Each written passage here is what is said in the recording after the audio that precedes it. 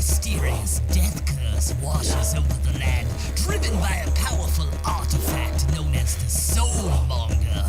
4 would-be heroes have been sent to the jungles of Chult to destroy the cause of this terrible affliction. Vale, the half-elven paladin who's just now learning of his divinely granted powers. Ubo, the total monk from a distant land who's as quick with his wit as he is with his staff. Brilinya, Aasimar warlock sent on this quest by her temple, discovering herself in this strange new land. And gunslinger Cole, tiefling artificer and archaeologist who may just dig up more than she bargained for. This motley band of adventurers must work together to brave the poisonous plants, venomous monsters, thundering dinosaurs, and rotting undead of the jungle. Join the omnipotent dungeon master Jake from Mini-Terrain Domain to see if our heroes can find the Soulmonger, uncover the deeper mysteries of Chult, and free the world from the death curse.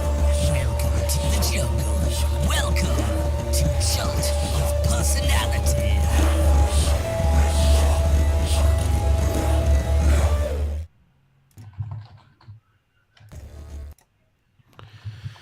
Hey internets, it's Jake from Mini-Terrain Domain, and this is MTD&D Chult of Personality, a Tomb of Annihilation D&D 5th edition campaign every Monday night right here on twitch.tv/Mini-Terrain Domain. And tonight is episode 17, Vengeance. I am joined tonight by Mr. Mike the Piper playing Vale, Istafall the half-elf paladin. Marquise, stereotypical Marquise, playing a character he will introduce in just a little bit because, as Drake will recap in a moment, something horrible happened to Cole. Well, I guess it's a matter of perspective. Playing our Aasimar warlock, Brilinya, it's Megan from Dice on Ice RPG, and the RPG construct as our turtle monk, Ubo. Drake, why don't you go ahead and give us a recap of what happened last session at Camp Righteous?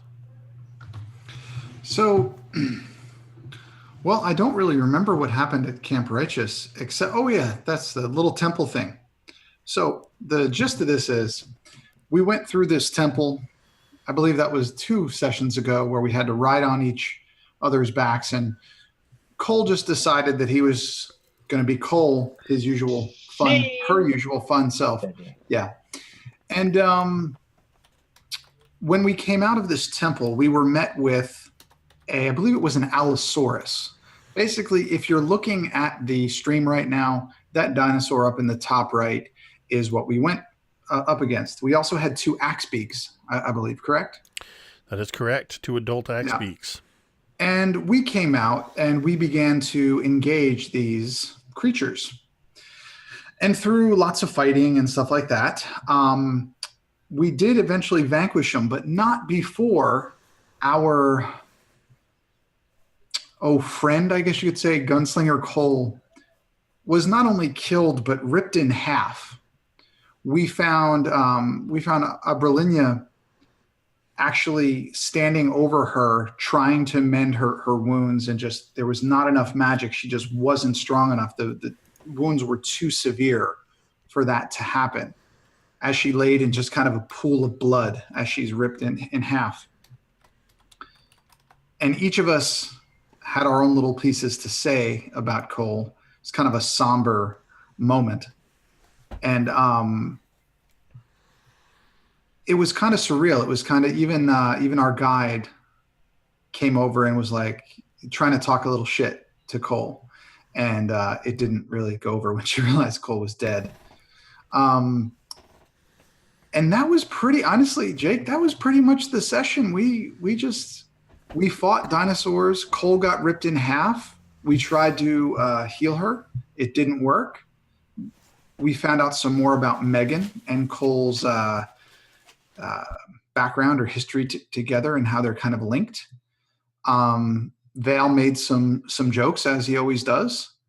And Ubo tried to sound sincere. as I personally inside was smiling from ear to ear at Cole's death. Beyond that, I think that's about it. How's that, Jake? Do I get inspiration? Yes, a point of inspiration. I was trying to find something I wrote down last session.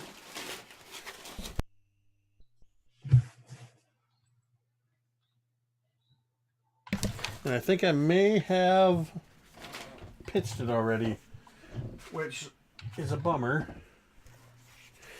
Yes, you do get a point of inspiration for that lovely recap. Yeah, I have misplaced the exact wording of it, but you forgot the final piece that was kind of the third person's perspective. That while you all slumbered deep in, or rather in the entrance of the House of Crocodile and Man, and Salida had said she would watch over you, you went up to, the camera panned up. The rains and the thunder and lightning were happening quite violently outside. And in the flashes of lightning, Salida was seen, her eyes appearing as reptilian slits. And she was speaking into a stone, and she said, in essence, the gunslinger is dead, but the other three remain. They are becoming a greater threat. And then we faded to black, while you all slumbered peacefully. Or perhaps not so peacefully. Whatever the case, Salida took care of the guard overnight for all of you. And you begin to wake up the next morning. You have that soreness of a day of heavy activity, having braved the tomb and the dinosaur. You're all healed up, spell slots are recovered, but you've got that stiffness, that achiness in your bones. It's damp. It's warm, but it's got that coolness of the morning from being inside the entrance of this small tomb. The fire looks to have been stoked up a little bit, and you begin to awaken to the smell of cooking Allosaurus meat. Still, there was obviously plenty left over from the night before. Salida has prepared some, and it's sizzling over the fire now as you begin to wake up. And Ubo, you're the first to awaken. How are you feeling this morning following the events of yesterday? I think, like you're saying, that kind of soreness would exist, but not just kind of exhausted, not only in your body, but in your mind and in his heart. Just everything that they've gone through physically and mentally and emotionally is just drained. I doubt that he got a very good night's sleep. I think he would be very kind of drooped over, kind of lethargic, just kind of moving at a very slow pace. And if no one was up with him, he would probably look over at his companions that he has left, and he would just kind of think to himself, how many more of these people is he going to lose? And just kind of think about that. Brilinya, you awaken to the smell of cooking meat, the sizzling of the meat on the fire, the crackling of the fire, the dampness, the stiffness, and Ubo just beginning to kind of sit up, and he's already awake looking over you. Vale is nearby, just beginning to stir. What are you thinking? What's going through your head, Brilinya? How did you sleep?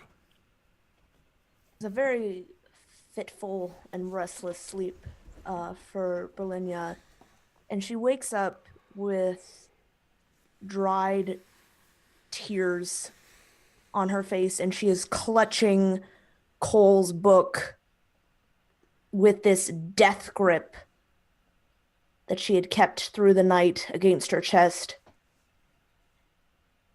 And as she wakes up,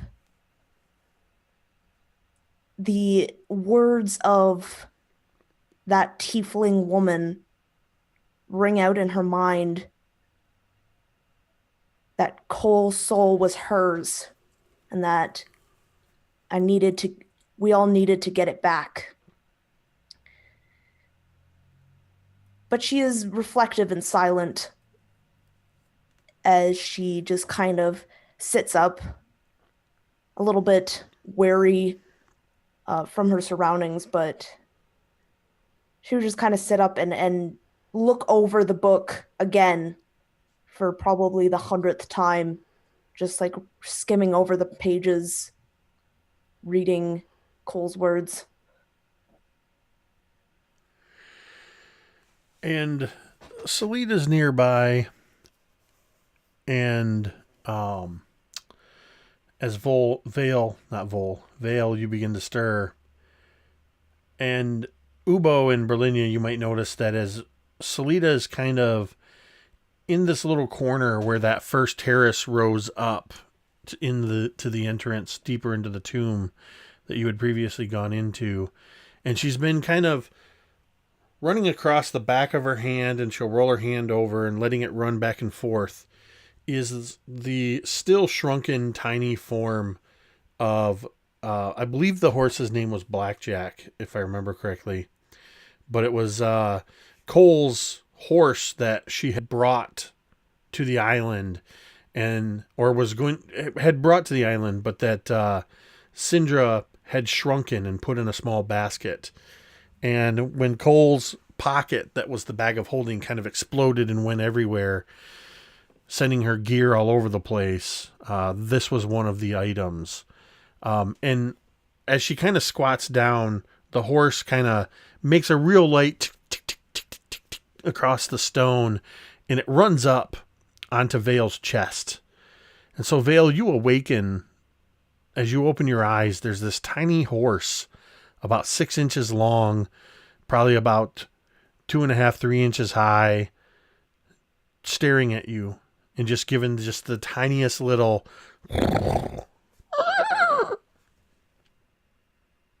That was such a good sound, Jake. What the fuck? That was good, yeah. It's a little back pocket Foley sound effect. Waking up, I freak out, grab the horse, and whip it as hard as I can against a tree. I'm kidding. That's horrible. That's monstrous. You all hear Cole's two halves roll over in their grave.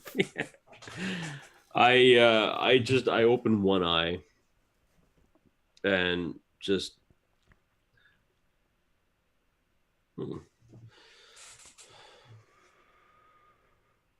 morning.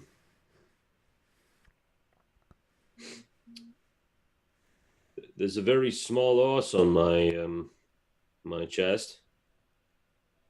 It's not the weirdest thing that's ever happened to me. But it bends over and licks your nose, reminding you of the first time you met this horse when it was a normal-sized horse. Right, well, and I just kind of... So I'm guessing being a 6-inch horse, it probably has a 6-inch horse weight, right? Yes. Like this isn't a... By the way, it's 6 inches, but it still weighs about You can barely breathe. Yeah. No. Yes, it's very lightweight. Tiny horse. It's probably at most 2 or 3 pounds. So I'll just pick him up. Come on. All right. Well, what to do with you? Salida, I still have the basket survived. That Cole was keeping him in. I thought maybe he would like to come out. Yeah, probably. You're a good horse, ain't you? And I just kind of scratches the top of it, just kind of scratches little mane. Is there any food in there for him? I imagine that with the stuff that Cole had and in the basket, that Cole was probably keeping a little bit of like sugar, fruit, anything like that the horse would eat. I noticed that I feel like my voice is really loud.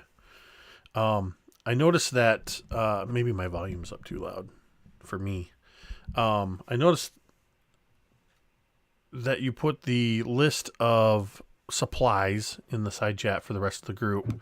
Somebody needs to annotate that, minus the thunder cannon. I forget who it was, but somebody did throw the thunder cannon into the Vale, threw the thunder cannon into the grave with Cole.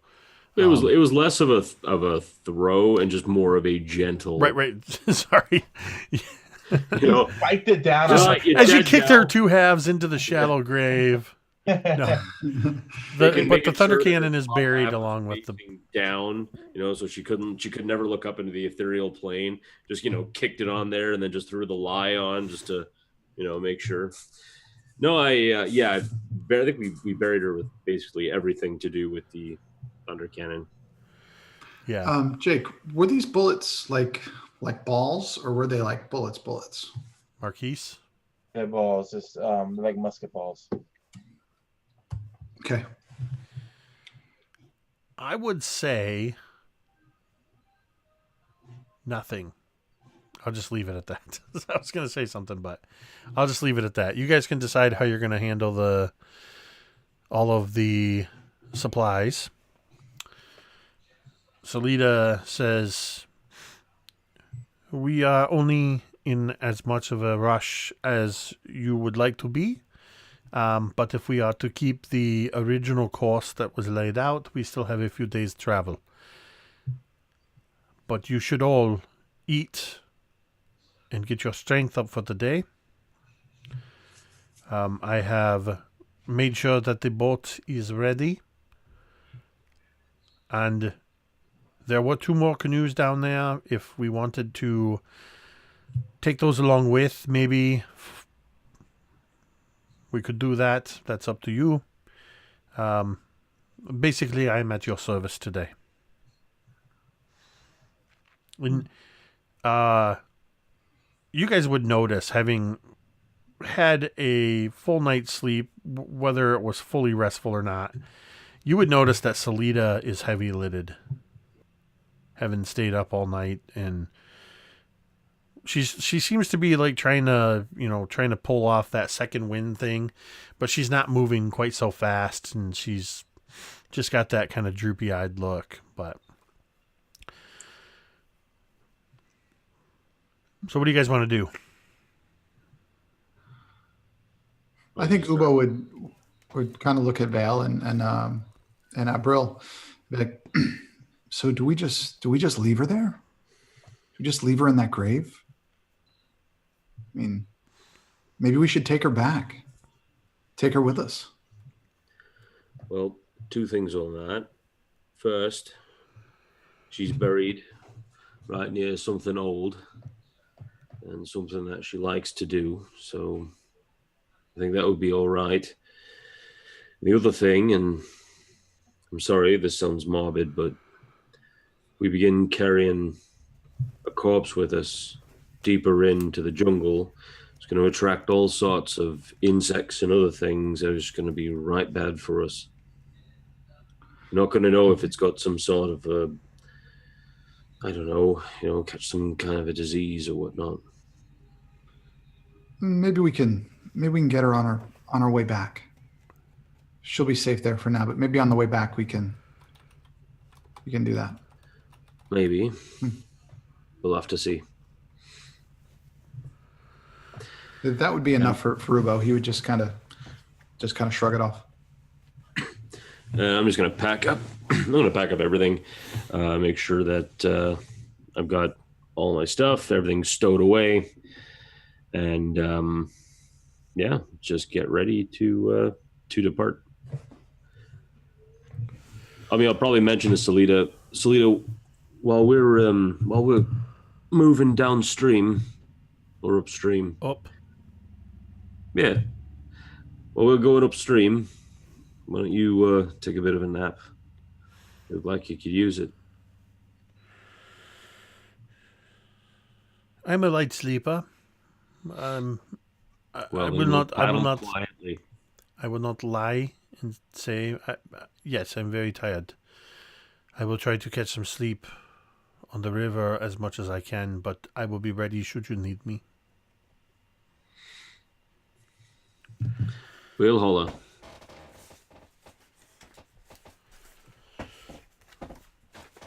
Can normally I do this, but I'm gonna have you guys do this since there's only 3 of you. Each of you roll me a d20.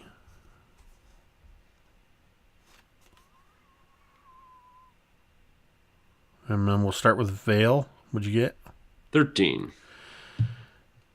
It's pretty normal temperature wise. Already in the morning, it's pushing into the 90s, high humidity, but nothing too extreme. Brilinya? I got a 10. The heat seems even more oppressive than usual, though, because it's still the same temperature, but it just feels, you can feel it weighing on you because there's absolutely no wind today. And Ubo. 18. And you can just smell along with the fire and the meat and the dampness of the jungle and that kind of wet, mucky smell of the river with that slight fishy smell, you can catch just a hint of that kind of ozone smell of a storm brewing, maybe more storms from the night before. As you all begin to pack up your belongings and head down to the river and continue your journey towards the Eldani Basin. Who has taken charge of the map that Cole had?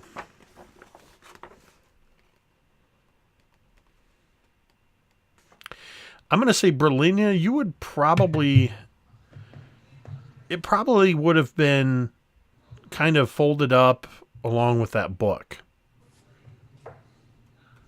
Okay, then, yeah, she'd probably have it, though she doesn't have much experience with maps. But she'd be just trying to look at it, trying to triangulate where they are and where they need to go. Well, fortunately, the map, as incomplete, I mean, it's got a lot of the surrounding areas. There's a huge area in the middle that's not marked at all. There is the area to the west through the jungle, not the river, that indicates where that Vorn thing that Cole was kind of interested in, where that is. It's just an X marked Vorn, probably a day or two's journey to the west through the jungle. And you can still sort of see the, you can still sort of see, let me see if I can actually show you this without, because I think I still have the map on here. Let's see. Get rid of this Allosaurus. There we go. So if you're looking, you guys are at the X at Camp Righteous, and pretty much just below where Camp Vengeance is, it goes down into, you know that it heads towards the Eldani Basin, but none of that is marked on your map. So you know if you continue going upriver, you're looking at probably at least a day or two's journey upriver as well. So you have to decide if you want to continue upriver towards this Camp Vengeance and the Eldani Basin, which will ultimately take you towards your planned route to the heart of Ubtao, or if you want a detour to investigate this Vorn thing. I think I would kind of ask both Vale and Ubo what they think, trying to be as trying to show them where it is in relation to the map and everything like that. Ubo is unresponsive, lost in thought.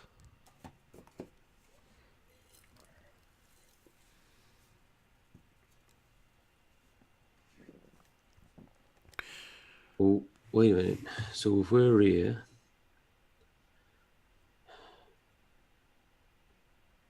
how many days more do we have before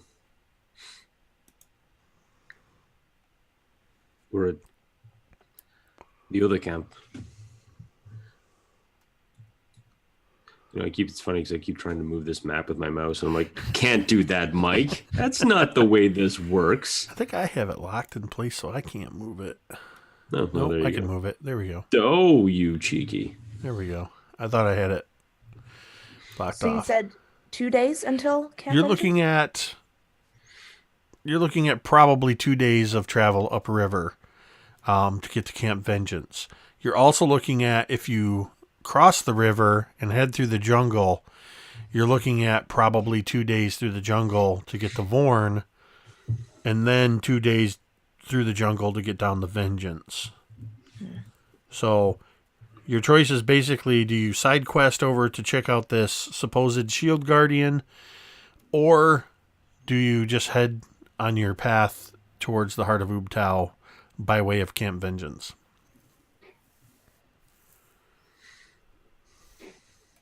I don't know about you, but the quicker we get out of this blasted jungle, the better. Well, I think we should just do, Brill. I mean, Ubo's unresponsive. We don't even know when he's going to be back. I say you and I just leave. Just leave the jungle, leave the campaign. Just fuck off. Let's just go back to the mainland. We can find that lake, and it would just be great. I could raise bees. You could do something else. Not the bees. A shield guardian does sound like a good idea, though. But I'm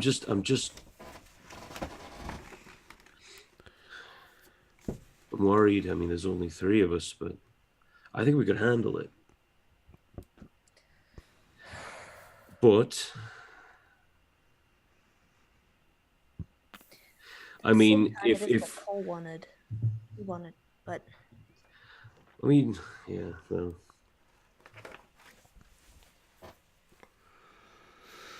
mean, if there's just some way we knew where Marquise was, so we could just skip him and just leave him there to sit. Sorry, I don't have a X marks the Marquise on That's the fine. map. I'm a quantum Marquise. No matter where you go, I will appear.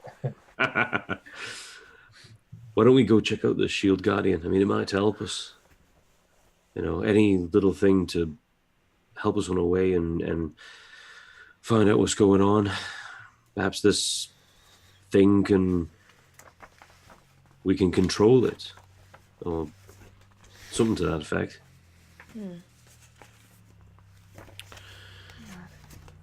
That sounds good. Yeah, let's do that. Vale, give me a quick perception check. Per what now? Perception. Never heard of it. Do. God, what was the last time I did one of those?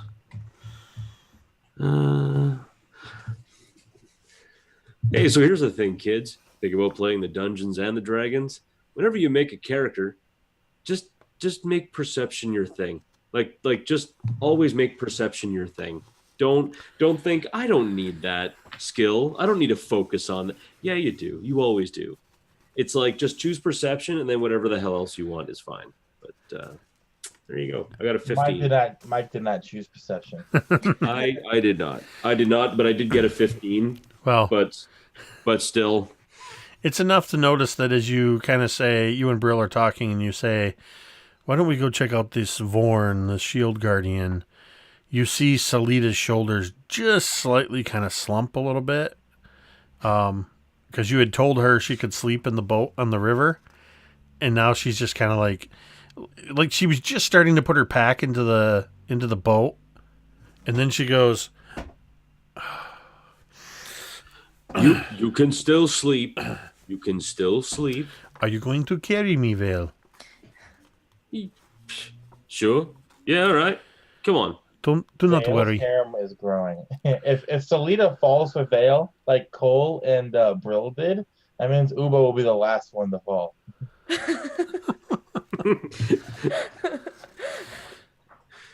Salida says, so if we are going to go through the jungle, then we can use one of these. We can use these canoes to get across. You should probably pack your boat up.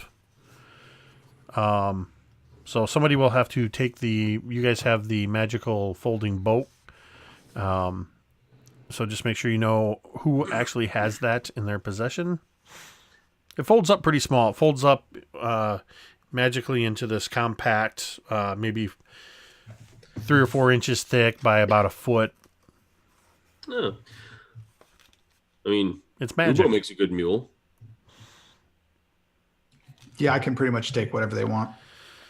So while Ubo was just kind of lost in thought, staring off into the middle distance, Brilinya and Vale decided that they're going to trek the 2 days through the jungle, 1 to 2 days through the jungle to try to find the shield guardian that Cole had marked on the map.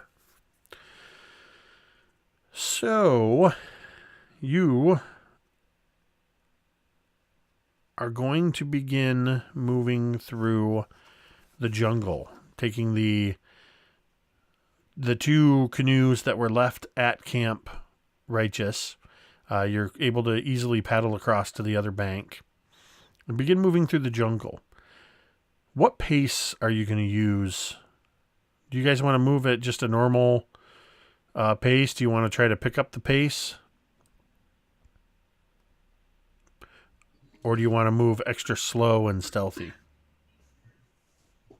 I don't think we'd be going slow, but I don't think we'd be going fast either. I think with all the things that have almost killed us, I think we'd be very cognizant of what's going around and not being slow, but being careful and kind of, aware. Yeah, I think cautiously is probably the best word. So are you Brilinya gonna continue to navigate with the map? Going to attempt to, yes. All right, I need a wisdom Oh no. survival check. 16. It's a little unfamiliar to you. There's maybe a couple times where you see Brilinya kind of going and doing that thing where you look at the map and looking up and looking around and kind of pointing, and then after a very, very short amount of time, and maybe even Salida, at one point you're kind of looking a little confused. You're pointing towards the north, and Salida comes over and just gently turns you and the map, and she points out on the map where you can see far to the south the peaks of flame.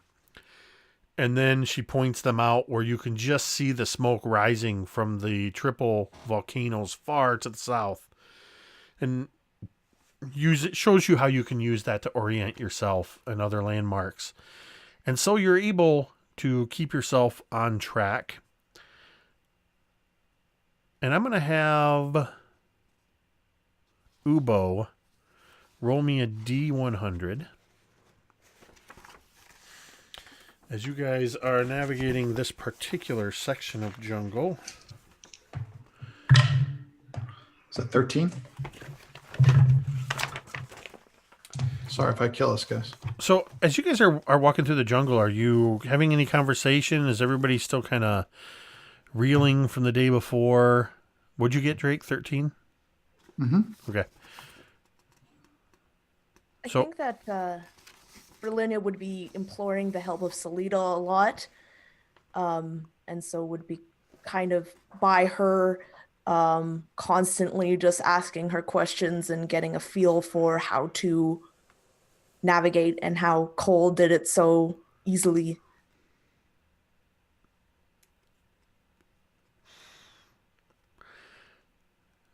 Salida would just kind of be encouraging you and say, this is like any any skill, the more you do it, the more familiar you are. I have traveled through many parts of these jungles, and I recognize certain terrain features.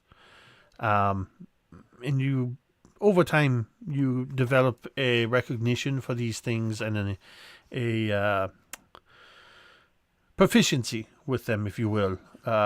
Cole was an explorer. I could tell this. I think cartography and maps came naturally to her. Yeah, I just wish we shared something like map, whatever it's called. Ugh. She just, Cartography. yeah.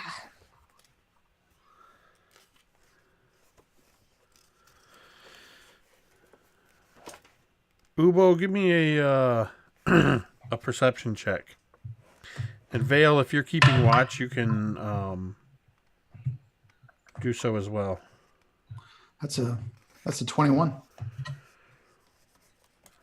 Oh, damn.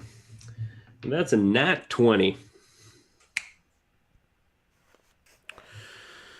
So, you... Which means that I have seen through the veil, no pun intended, and Marquise's new character is already dead.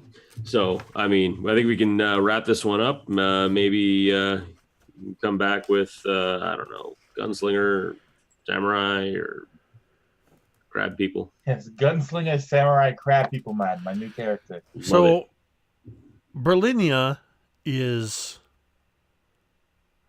eyes down on this map, still trying to reconcile terrain features with what she's seeing in the actual world versus what's on the map and the different directions, and doesn't really know it. Salita's distracted trying to help her, and she's tired.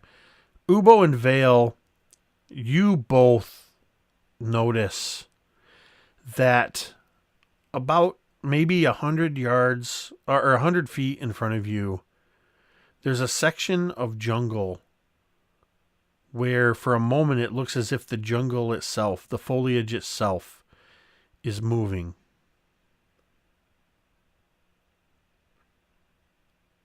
How close am I to Vale here, Jake? A few feet away? You tell me. I think I'd probably be 5 or 6 feet away. I think I would look over at Vale and say, Do you see that? Is that moving? And just kind of bend over and kind of squint. Yeah, I have a feeling that we have a corpse looking to help us speed its journey along to whatever gods it believes in. And I'm gonna unsling my bow. Don't think I don't remember that I have a short bow. And I'm going to grab one of these +1 arrows. Don't think I don't remember that either. I've been saving it for a special occasion. Kill me a Yuan Ti. Get me a snake man skin pair of boots. Little did you know, Mike, I'm not coming into this session for another hour, dog. Oh, never mind that. You know what? Anyway. I'll just kill it anyway. I mean, you know, it's better to ask for forgiveness than permission, right? So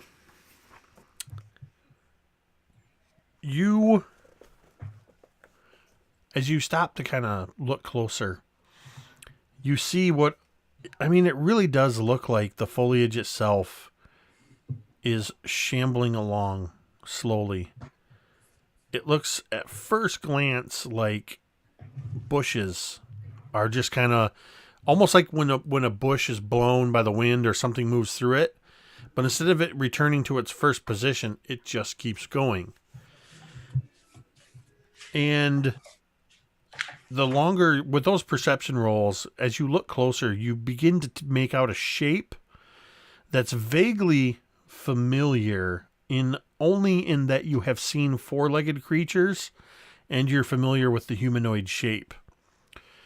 What you are seeing is, it looks like creatures, humanoid creatures made of plant, riding on quadrupedal creatures also made of plant. It looks like vines, thick vines and leaves moving. It sounds like the rustling of brush as they move. And they have that, what kind of gives it away is as they shuffle through kind of across your path 100 feet ahead,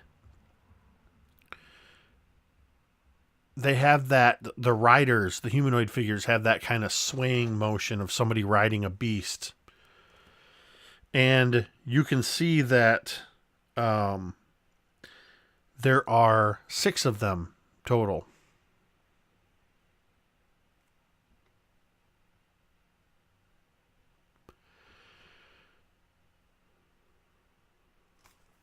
I'll relay that information back to to everyone, and I'll knock an arrow and just kind of get it ready. How far away are these things from us, Jake? About 100 feet.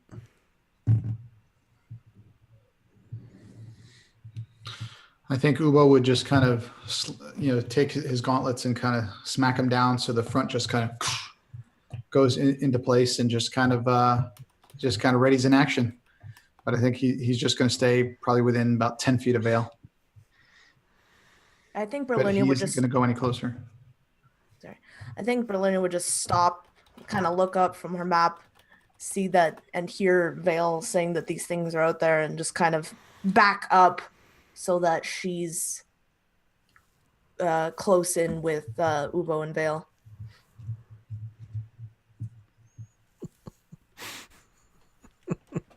Okay. All right.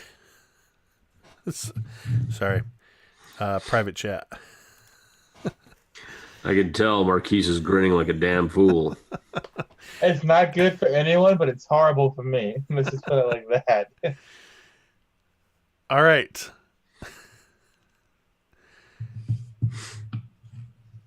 Brilinya, now that you're kind of seeing what's going on, I want you to make a perception check.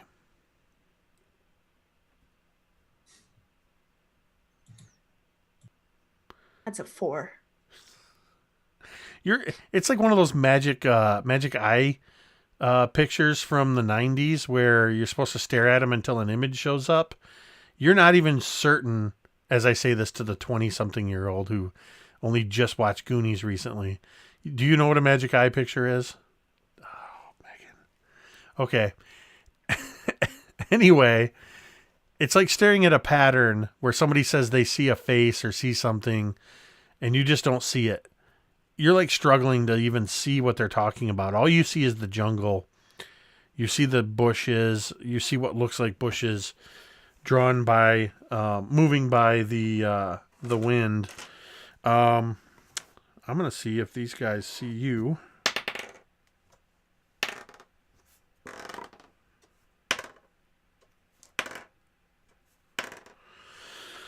All right.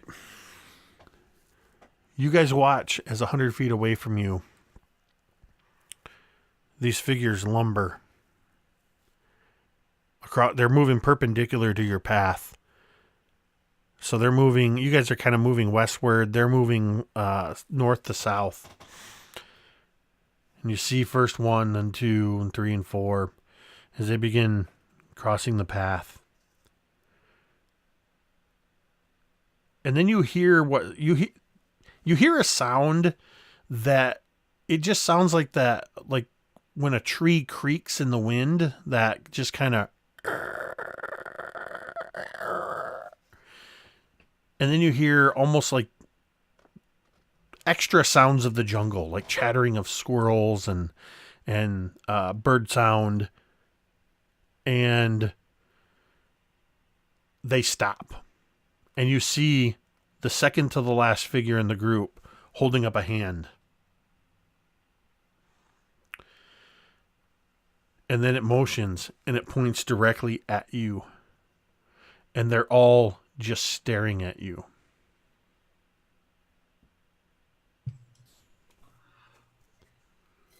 Ubo would look over at Vale and say, do we wave?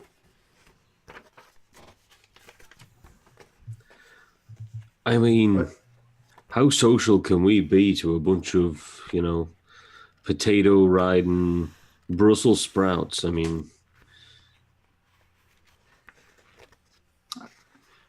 With that, I would just kind of look at them, Jake, and I would just give them a big wave, just very smiley wave. Just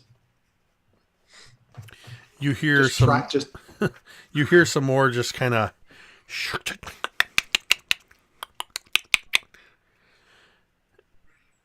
And some more of that creaking sound. And Salida kind of looks around past Brilinya and says, Those are veggie pygmies. It is unusual for them to be in this area. Their territory is much further to the south. are they a threat? They can be. They outnumber us. But it doesn't look as if they know that they outnumber us. If they think they are outnumbered, there is a chance they will flee without fight.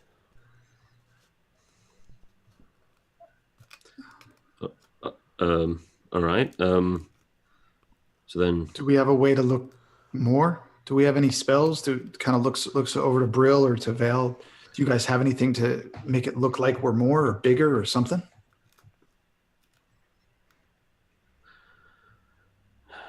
I'm looking.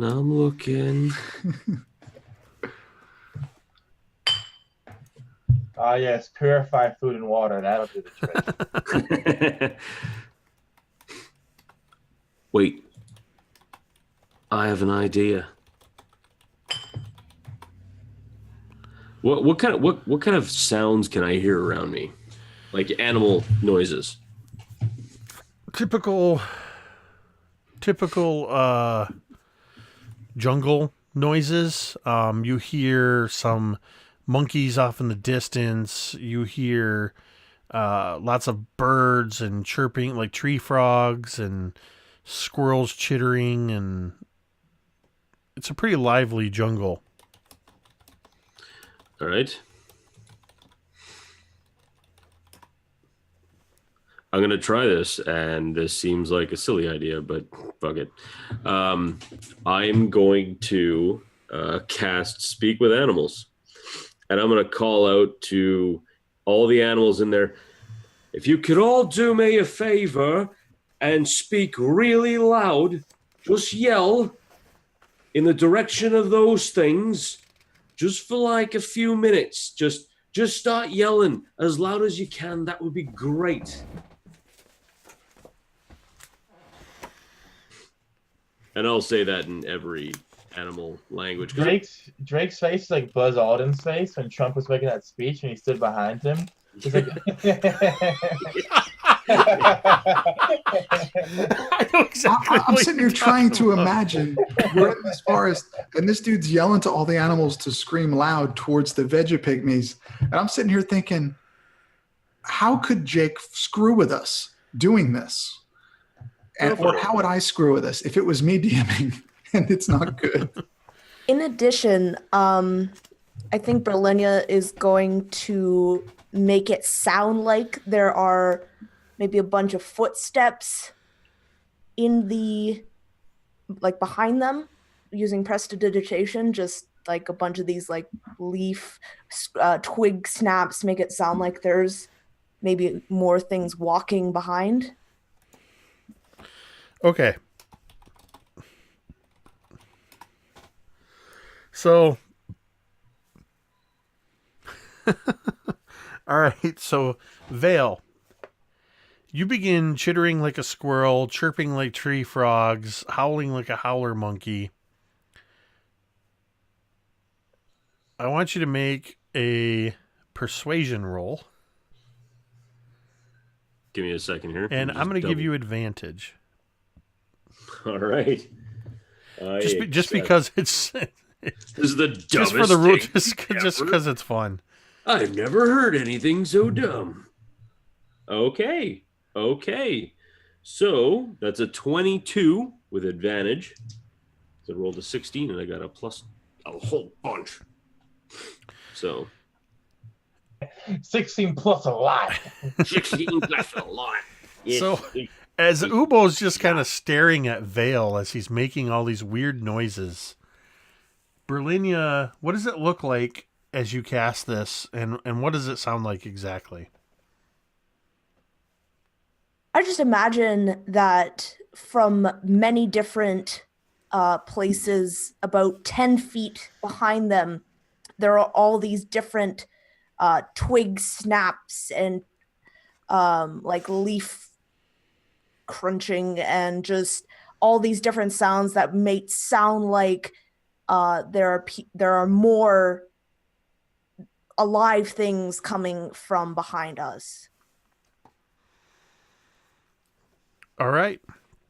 So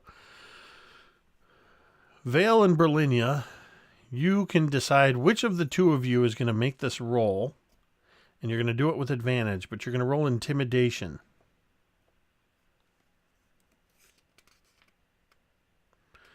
Your combined effects are working to intimidate.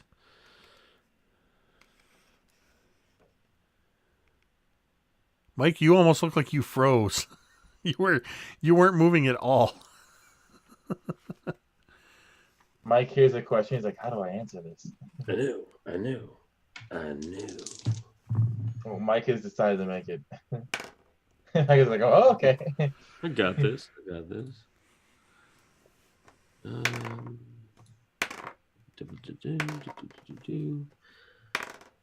So it's a 15 for intimidation. So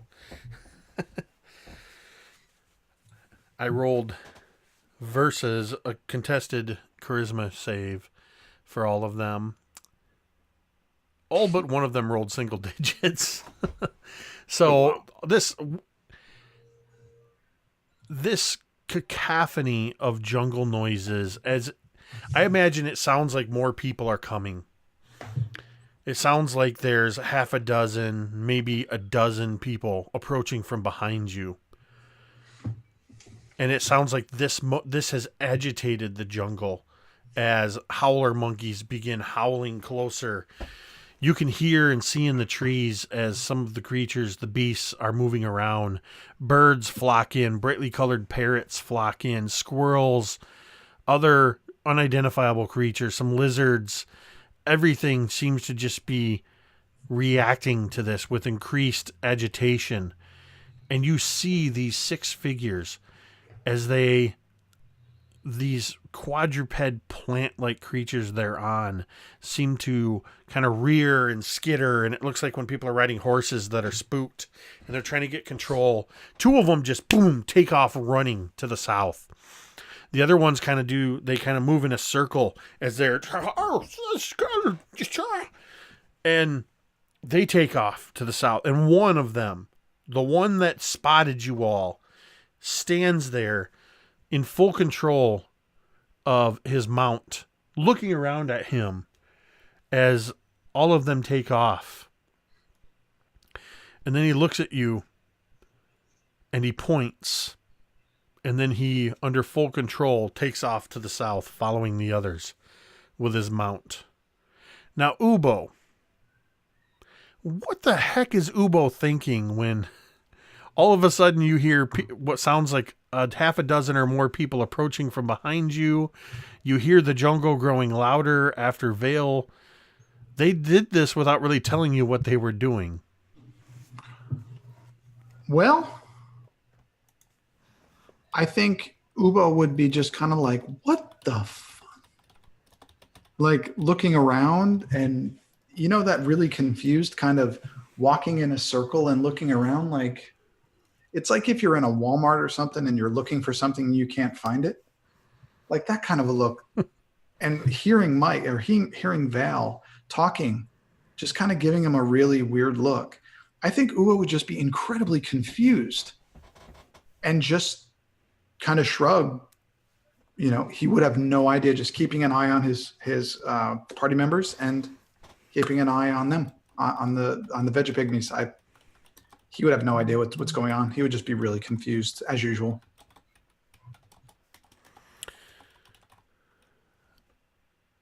How do Vale and Brilinya feel at their triumph? I think the Brilinya would just have this huge grin across her face, that like something that they did that finally worked, and that it was quite amusing to have this huge cacophony of sound just chase away these veggie pygmies. And so I think she would actually begin to laugh, just this full belly laughter.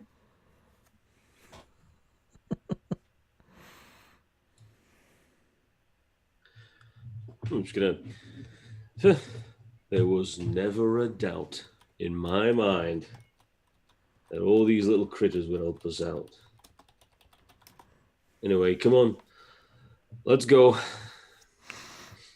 Salita's just kind of shaking her head and looking around, almost as confused as Uba was, and just going, I don't know whether to be impressed at this or frightened. That was bizarre and incredible. Don't worry, Salita. Oob Tao's watching over us. Well, I am fairly certain that one of two things has happened. You have either scared away any potential predators in the area for a ways, or you have attracted them. I think as soon as she says that, Brill would just kind of stop laughing and just have this super defeated look on her face. Salita would just kind of pat you on the shoulder and shrug as she shrugs her pack and just say, "Come on, Brilinya. Either way, is an adventure, yes?" Yeah, no, we'll be all right. What was all that noise?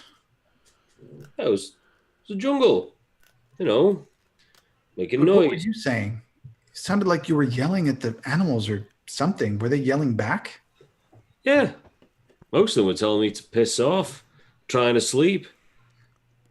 You speak to animals now. Yeah, apparently. Does this happen a lot? Does this happen a lot to you? No, actually, no. Come to think of it, I think that's about the first time it's happened. It's a good thing, right? Brill, do you understand what he said to them? Do you talk to animals too? I don't know. There was Wait a minute. one. Hey, hang on a minute. You're a big fucking talking animal yourself.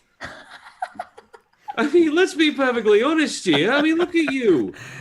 You're a big fucking talking turtle, right? He has a point. You're a talking animal and you're handsome to boot. Yeah. With that, Ubo is going to turn and literally like trudge off, just kind of stomping his feet. He's going to have a little pout fit now. That stung just a bit. Yeah, but you're not like a real animal. Oh, fuck. So I imagine this is, you guys are just kind of had already started walking, continuing on your path, and he just does that thing where he stomps off to the front of the group to get ahead of all you guys. And you continue on. The rest of the day passes fairly uneventfully. I would like a perception check from Ubo.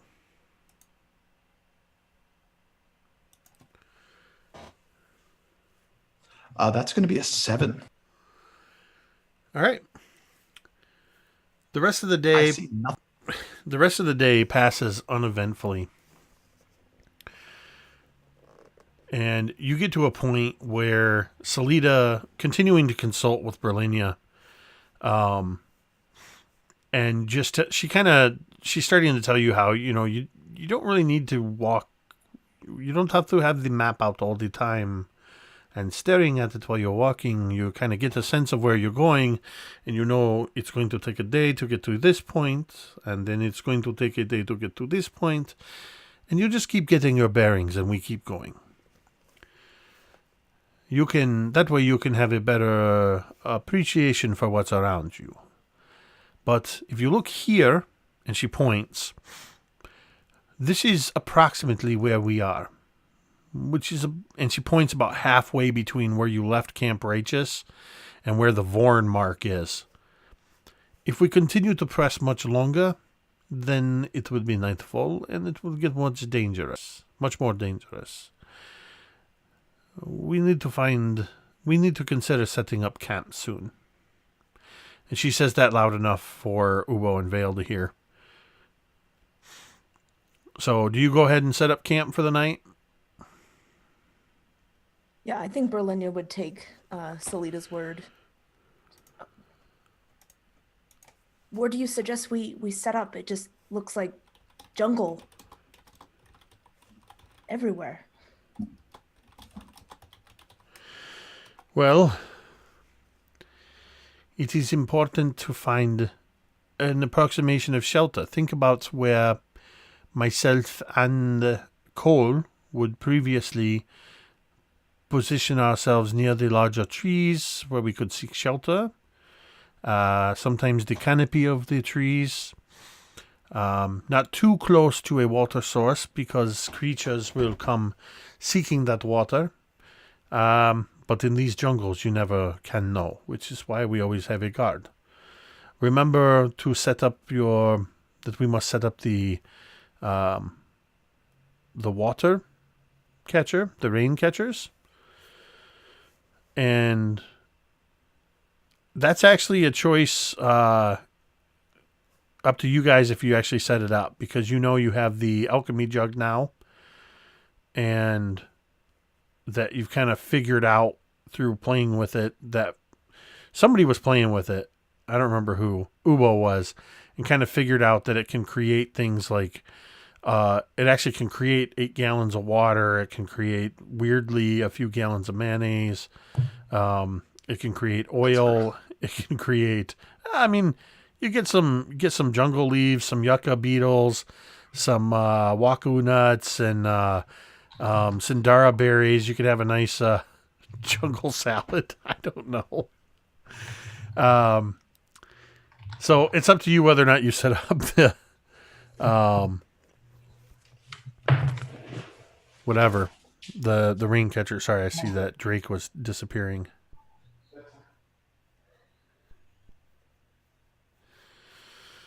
So if we do set down, then I'm gonna make sure that I get my bedroll and then maybe even a cloak or something to kind of fit over top. Kind of find a place where it's kind of easily kind of defensible. Kind of got some type of security. I'll roll up and then I'll go about making a fire, gathering some wood, and getting ready to either cook some food or if we're gonna go fireless, which may not necessarily be a bad idea. We can consider being more stealthy. So give me a survival check.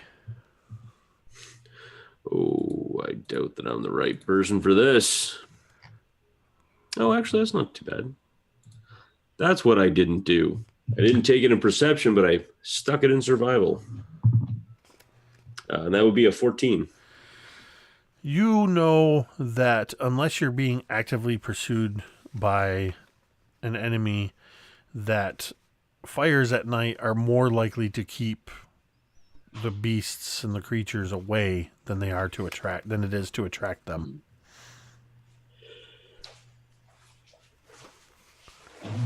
All right. So, yeah, I'll just go about making a fire then. Brilinya, give me a D100 roll. Sorry, who's doing a D100? Berlinya's rolling D100. You guys are setting up camp. Sorry. 62. Kiddo. 62.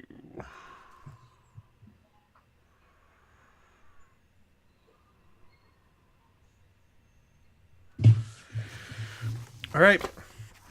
So this night, you're able to set up your camp, and the typical heat of the jungle. You prepare some food, you have your fire, you set up your watch schedule. Somewhere in the middle of the night, there's a commotion for some trees nearby, and it's actually shortly after nightfall as something seems to have startled a swarm of bats, large bats that just suddenly take off from an area probably about 50 yards outside of your camp. They just take off into the night, but it could just as easily have been that the bats were just heading off to hunt for the night. And unless anybody wants to do anything specific in the night, we can just roll on into the morning. Let's go ahead and get a D20 roll from everybody.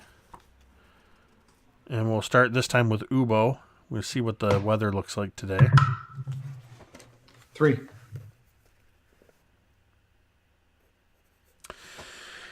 Another hot day. Brilinya. 10. Another hot, windless day. And Vale. And that'll be a 12 for me.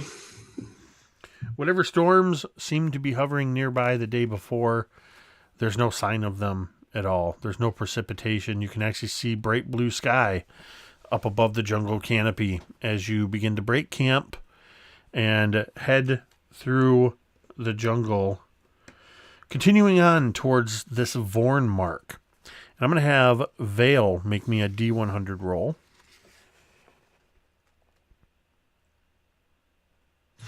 Oh man, the pressure. One of these and one of these. And that'll be a 48. 48. And we all die. Quicksand. Oh man, that's not very fun.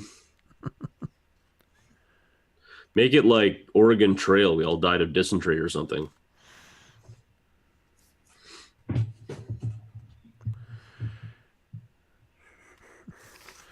All right, so as you guys pack up and head out for another day, who's taking point? Ubo still taking point, kind of acting as that brush clearer, just with his natural walking through the jungle, breaking everything all the palm fronds and ferns and stuff. And I'll Vale, probably be what was that? I'll probably be taking up the rear, guarding everyone 6, like a boss.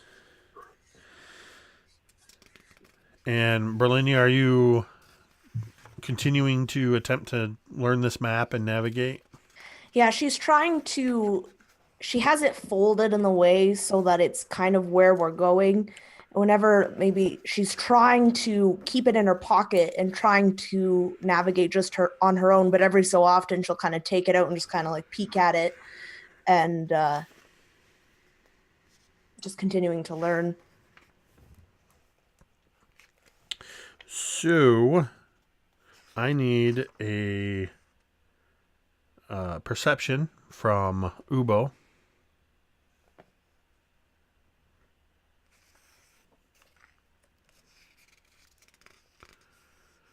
I need a perception from Ubo.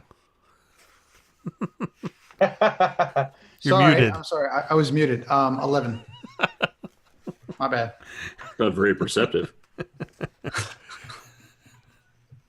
Sorry. All right.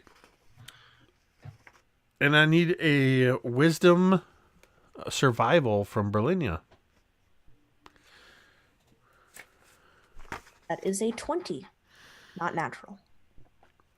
You're getting confident in this navigation. You're starting to recognize certain features on the map where it looks like it might be higher ground, and you notice that you're on higher ground. And where it looks like lower ground, you can see that it kind of draws down into a depression.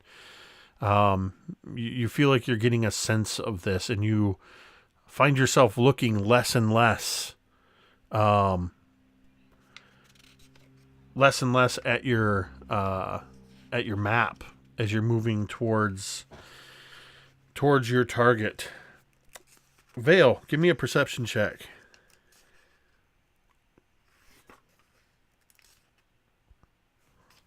Why, that's a 9.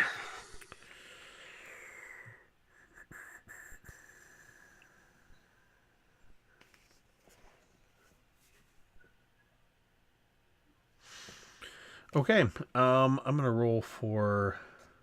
Actually, Brilinya, since you're not looking at your map as much, go ahead and give me a perception check as well.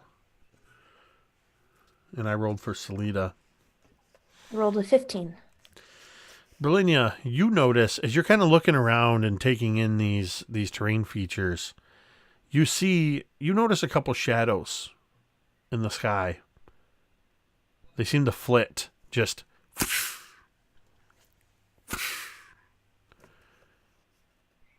You can't quite tell what it is, but it's large and it's winged. And there seem to be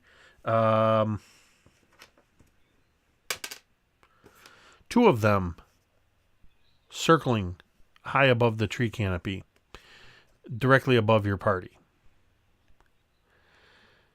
Salida walks kind of close to you, Brilinya. Salida's been kind of moving back and forth through your guys' column, and she walks up next to you and just says very quietly, "Don't look, but there is somebody following us." And then she drops back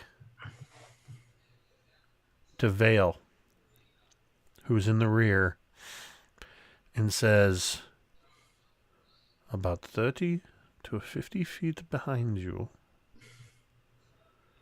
there is someone following us.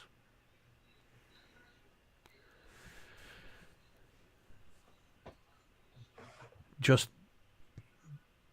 be on your guard."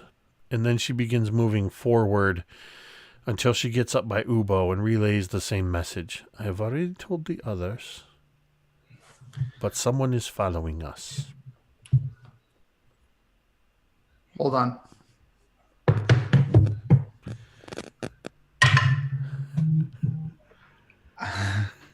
I rolled a 2.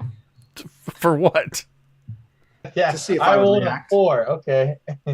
To see if I would react, and Ubo, because he rolled a 2, would go, "Huh? What?" and just turn around and stare directly behind, but not see anything. You you feel kind of a heavy hand on your shell as she says, "I said don't look." At what? What am I not supposed to look at? Far too loud. Far too loud. Uwo screams it. What am I looking at?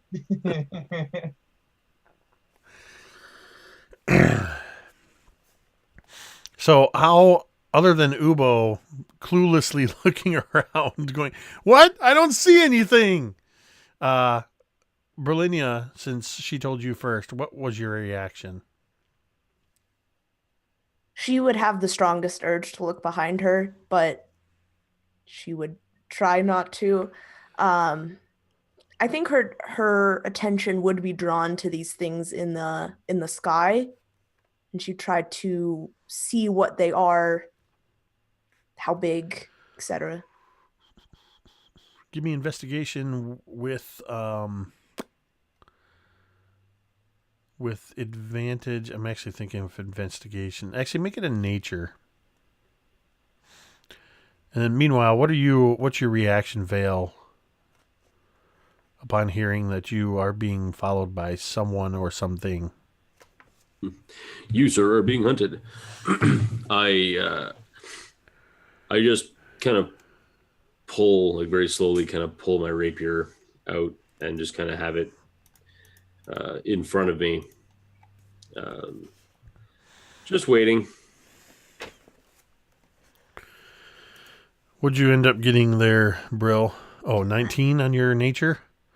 Yeah, nat 20 -1. So as they begin, the more they circle, the more you can kind of make out their shape. They are mostly of a reptilian, very long heads with long, pronounced, sharp beaks and long head crests, wide, leathery wingspans, feet trailing behind them. They have a very vague humanoid appearance to them, but they look like pterodactyls circling above, two of them. And I think that once she kind of has an idea of what they are and that she's not bringing to attention a bunch of birds, she would kind of approach Salida, who is by Ubo at this point, and just, there was also something in the air, some sort of reptile. She looks up. This is not good. Terrafolk. They are corruptions of dinosaur and man. They are a savage, pterodactyl-like creatures that they're a sort of scavenger. They will wait until we are at a weaker point, and then will take advantage and try to attack us. We must be aware of them being there always. Right.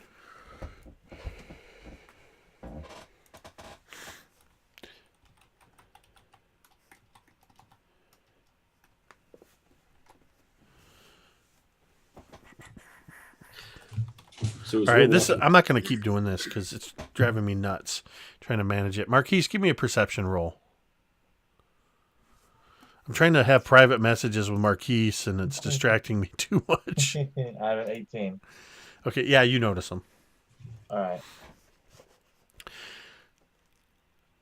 So you continue moving, keeping your eye on these terrafolk, and periodically Salida lets you know that whatever it is that was trailing you seems to have dropped back a bit, and she can't be certain, but she thinks it might still be there. It's getting later in the day when you come into this sort of almost like a clearing. It's not quite a clearing, but it looks like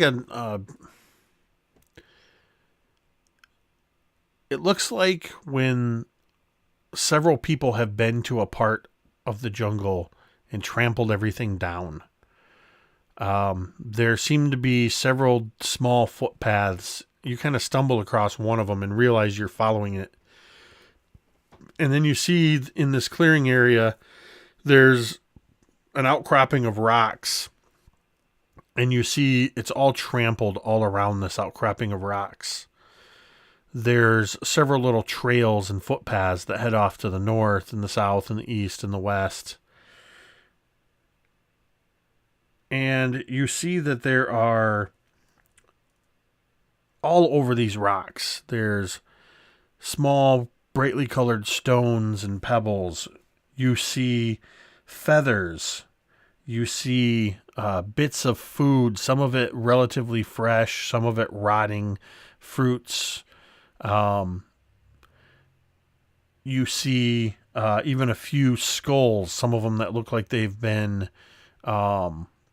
scribed upon, like etched on or painted on, all around this outcropping of rocks. And then you realize, as you're kind of taking that in, and you take in this full outcropping of rocks, you realize that the top part of the rocks has a almost humanoid shape to it. And leaning against this outcropping of rocks, standing nearly 8 feet tall, looking a little overgrown as ferns and moss come out of the rocks and even this shape, you see its bronze fists, iron joints, adamantine breastplate, and what looks like an iron helm with slits for its eyes. The arm pieces and the leg pieces and other areas appear to be made out of a sculpted, almost like a mahogany, banded with rivets and bands of adamantine that has not rusted.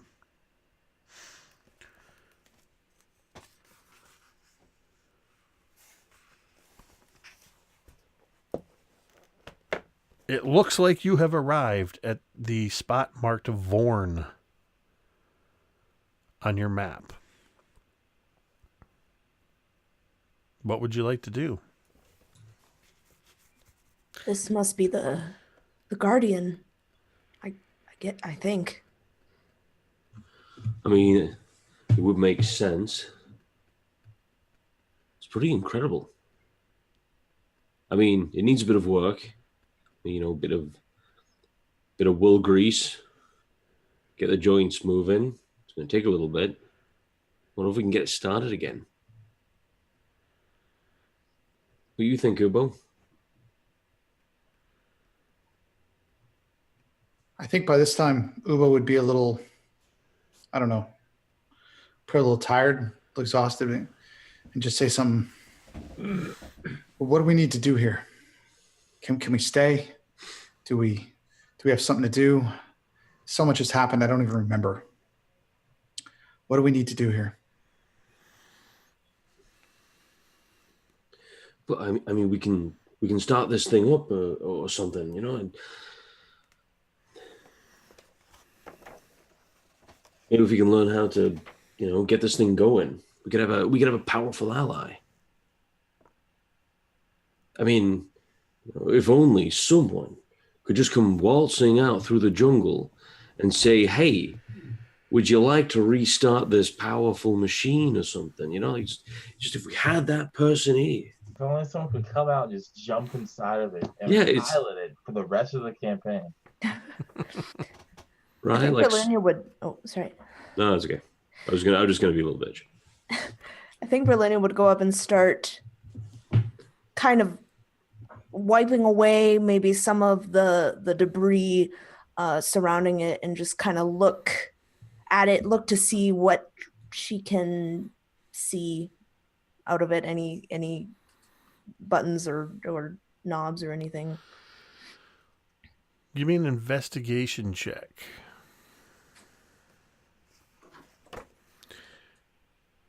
So 13. Do you have proficiency in Arcana? No. What about you, Vale?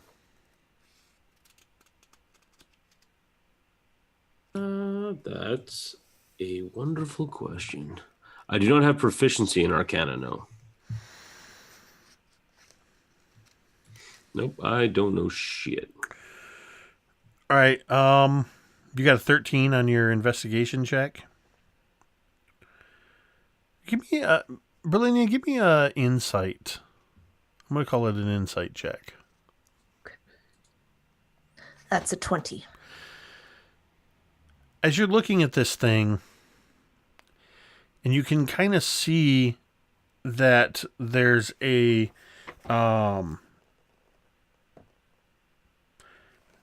you can see that there's a symbol and a shape in its breastplate, and something clicks. You remember seeing this.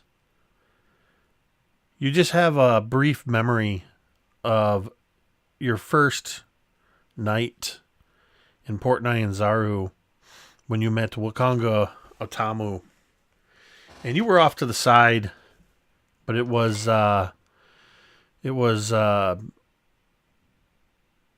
Cole that was talking to Wakanga and was telling her about the old wizard's journal that she might find interesting.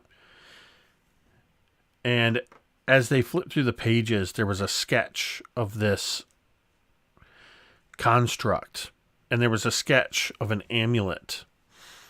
But you also remember seeing it recently as you were flipping through Cole's belongings. And you remember that Cole had that old wizard's book from Wakanga Otamu. And who has Cole stuff? It's Ubo, right? A lot of it. So Yeah, she would. I pretty much took everything. Okay.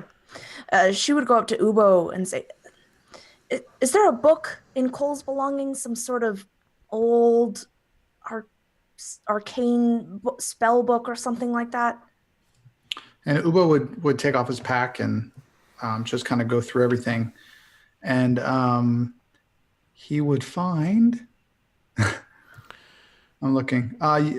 Looks like there's spell scrolls. There's like you would see him pulling all this crap out and putting it on the ground. Probably not even nicely, just kind of falling to the ground. There's an arc. I don't know if he has. Yeah, one. it's there. You would, but I definitely see Ubo just kind of going, just looking in this bag and just chucking stuff left and right, and then finds the book, and that you remember seeing. And Brilinya would just kind of flip through it until she got to that sketch of the construct and the amulet. And is there anything written?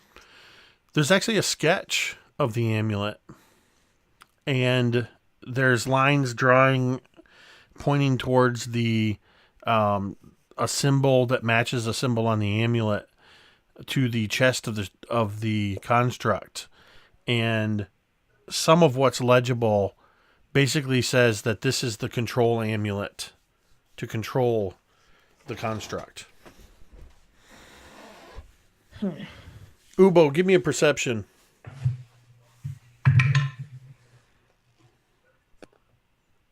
16. And Vale, a perception. I'll have Salida roll. Marquise, you might as well roll perception too. That's a 17 for me. 10. So everybody's kind of focused on this thing, or what Brilinya is looking at, this drawing of this thing. And as you're looking at this and trying to piece together how this construct can be made to move, that there appears to be some sort of amulet. Vale, you hear, coming from the north of this clearing, you hear this kind of... And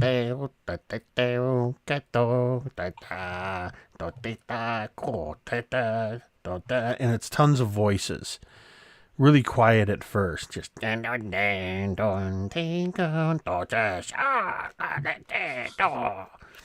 it's getting louder. As it gets louder. And now you can all start to hear this. And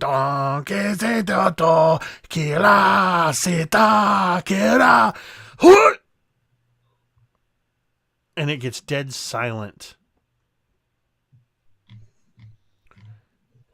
And you start to see a sight that you haven't seen for days. As from the north side of the clearing, you see a single figure about 3 feet tall wearing a carved wooden mask. Motherfucking Battery goblins. Sticks its head into the clearing, and from behind it, 2 more, and 2 more.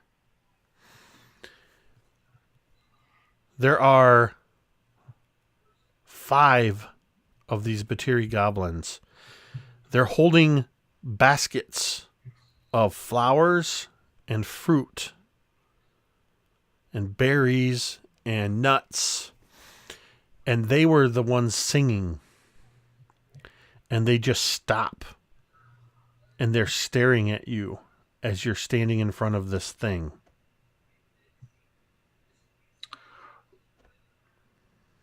Ubo again is going to turn towards them and wave.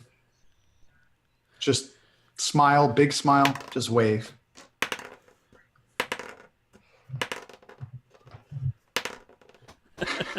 Two of the goblins in the back kind of go. One of them grabs one of their hands and puts it down. Does anybody speak Goblin?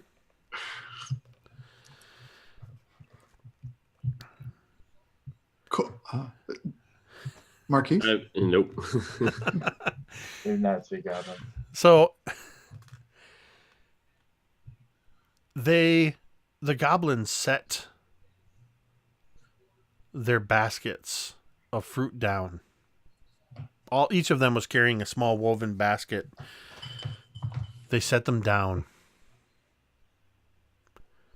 And then the one in the lead takes a hesitant step forward.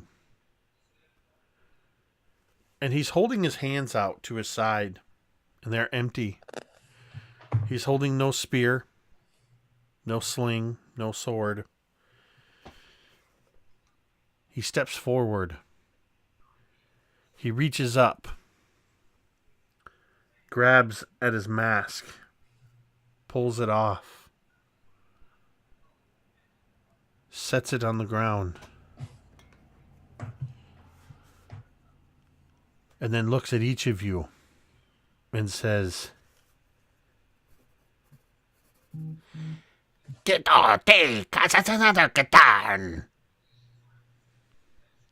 and then he looks expectantly at you.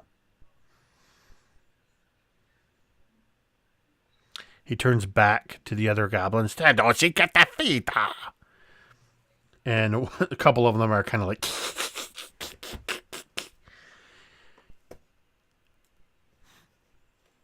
You! Why you at Shrine of Gedarn? We've come to pay our respects. Yeah. Yes, it.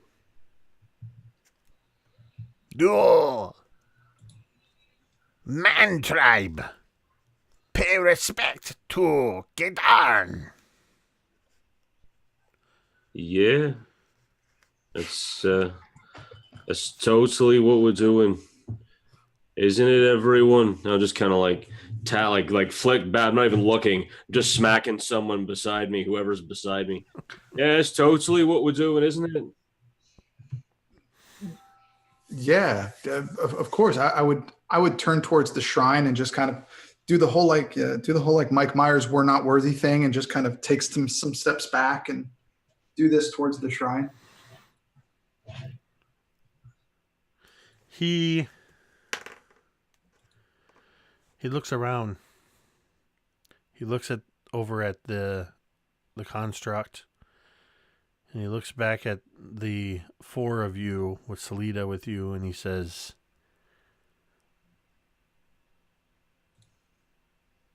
"Where your offering? What'd you bring, Gedarn?" Oh, hang on. All right, so here we go.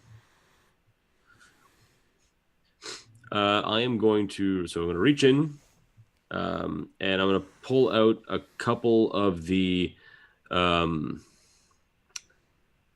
those, what are those, Sindri nuts, or the Cinder berries?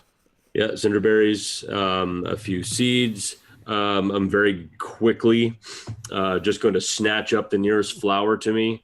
Also going to grab... I'm also going to grab the trophy that I have, which is a bear's canine, kind of wrapped up in a leather thong. And running out of shit here. And that's And Dunala bring water, a voice would say from like the tree lines. And then this man would step out wearing this violet and indigo cloak wrapped around him.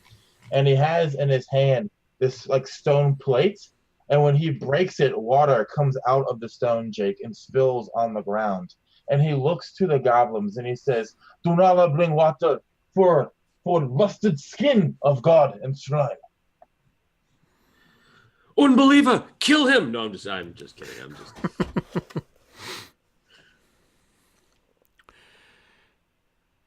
So first I want Vale and Dunala to make persuasion at advantage as this goblin looks to Brilinya, Ubo, and Salida expectantly. I got a nat 20, so 25 total. And I also got a 25.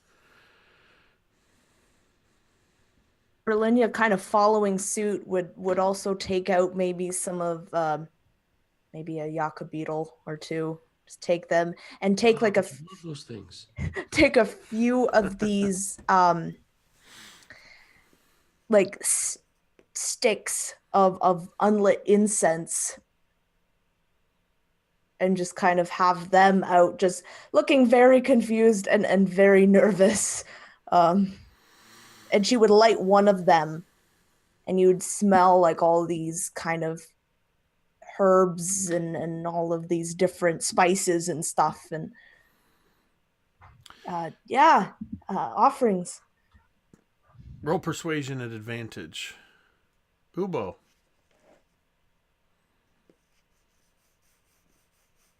I think Ubo, kind of looking around whatever he's got, he's gonna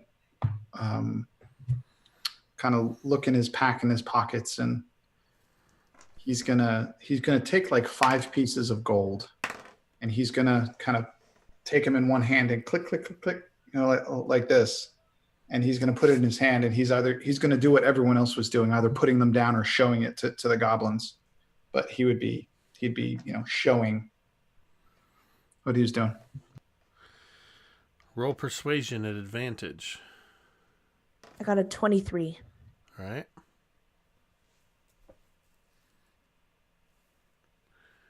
Ubo, what was your persuasion? 18.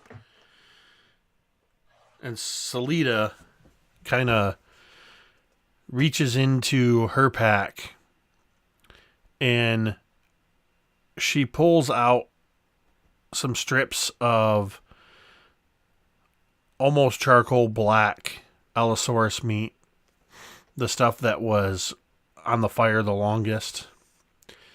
And she pulls some waku nuts that she had in her pack. And let's see if it's pleasing. Ooh, that was good. One was a 2. The goblin looks at all of you, and you can see the other 4 goblins looking around at this first goblin. And then he throws his hands in the air and he says, "Gedon will be pleased with your offering. Tonight, you will feast under the shadow of Gedarn with the biting ant Batiris." Dunala says heed, and Dunala will move forward a few more steps and stop. And as he's speaking, I'm spending 1 sorcery point to subtly cast a spell. I'm casting suggestion on this goblin. And as I'm speaking to it, words of Abyssal and Draconic are flowing through me as well, which are like the spell words he's going to be hearing. And Dunala says to him, Dunala says, heed, young goblin. Za, you no need to speak. Za, we no need to eat. Za, no, we no need to play. You go back, you take bere. You say you find offerings, and you feast. And then we deeper into jungle. And it needs to make a DC 16 wisdom saving throw.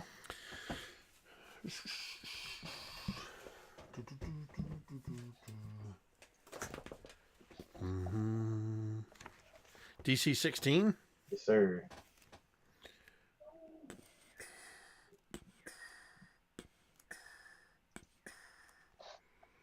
Come on, you little bastard. What's your wisdom? Hopefully these goblins are not the wisest things.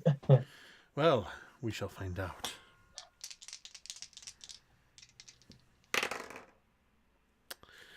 Wisdom, that Yes, is sir. a 16. A 17 minus 1 is a 16. It's right on the dot. And he looks at you and he says, "There is nothing from this offering that will leave this place. We do not take any of this for to eat. This is offering to the god of iron and stone and wood, Gadarn. This is sacred grove. Goblin and veggie pygmy and grung alike all come to leave offering. None fight, no blood drawn. I offer you the peace of the clearing for tonight only. For tomorrow, we will all be enemies again."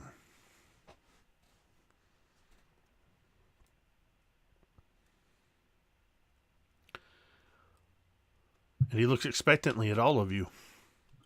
That sounds fair. He puts the gold coins back in his pocket. What do you guys think? Should we go? I mean, they're offering a truce. Do we? The goblin actually comes right up to you, Ubo, as you put the coins back in your pocket. And he reaches for your wrist and says, "That belongs to Gadan. Why you put it in your pocket?" Sorry. You will steal from Gadan. No. I was listening. I was enamored by your words. I apologize.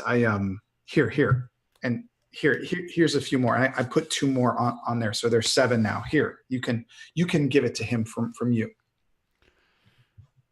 Like looking abnormal, like looking even a little bit scared, even though this guy's like 2 feet tall.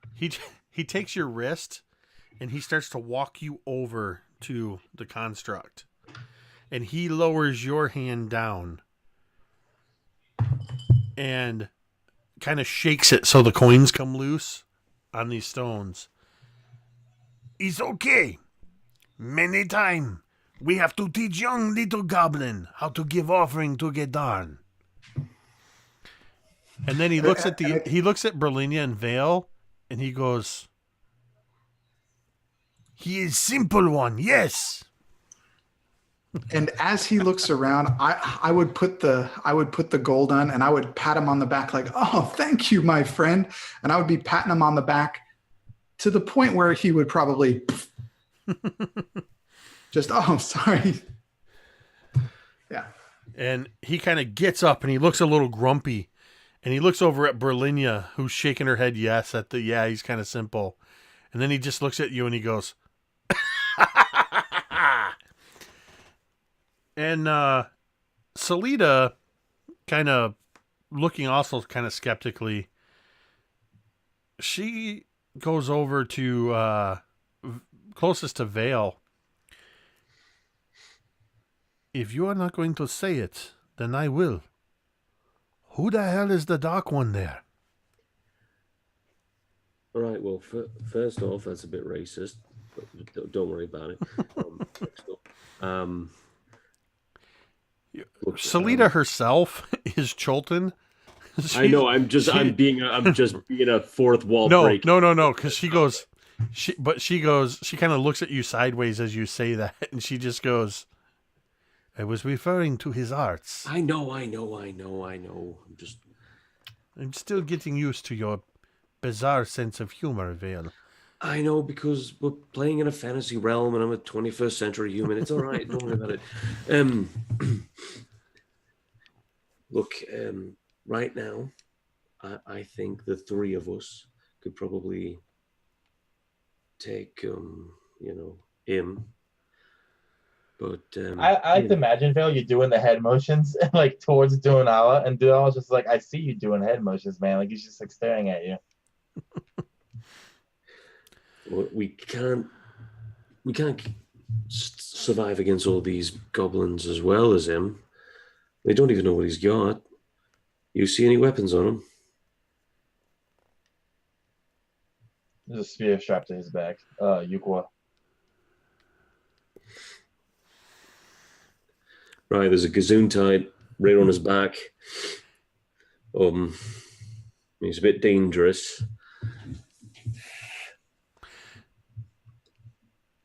Would Dunala have the appearance of a Chultan? Yes, he is Chultan, right? Okay. So he's wearing like his clothes are very Chultan in garb, the cloak and everything underneath it. He has very dark skin, and he has locks. But like the way the cloak is, it wraps around the lower half of his face and the hair. So you only kind of see like a few locks and really just his eyes. Salida approaches Dunala. You. I have not seen you before. Dujateyo, he says, and he's telling to her in Chultan to speak in the mother tongue.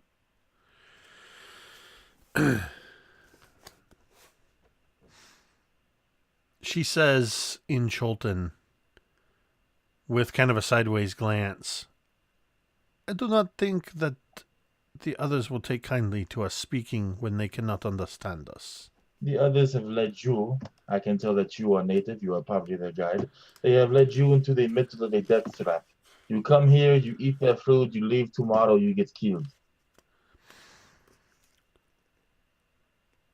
For more than a 10-day I have been traveling with them, guiding them.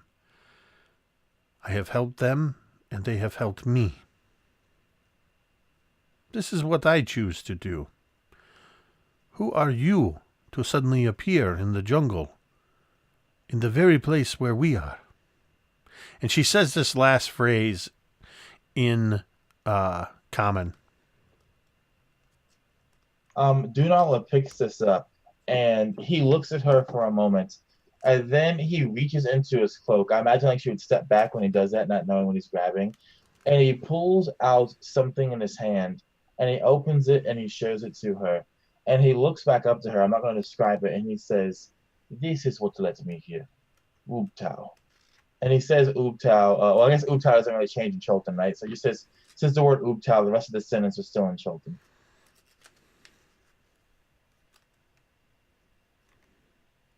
Or maybe not. Maybe just coincidence. But I am on a pilgrimage.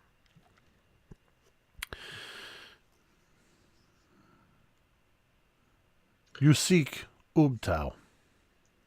Ubtao is hard to be exact. I had no boat, so I went to jungle, and now I am here. I heard the, whatever you want to call it. They was woken me up from my nap when they made all the monkeys howl and all the birds chirp to make the Vega pygmies run. Again, in common, it is you who has been following us. And For he says at back least in the common last to her- day.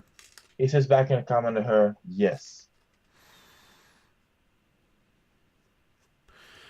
It would appear, and she says this to Vale, that Dunala, was it? Dunala. Dunala seeks the heart of Ubtao. All right. I mean, that's what I'm doing as well. You know. Marquise. Salida.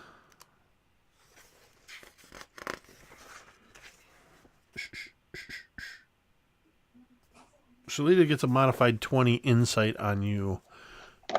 Are you, I rolled a Since- 4 on whatever my contest would be, so she would be able to. What's she trying to say?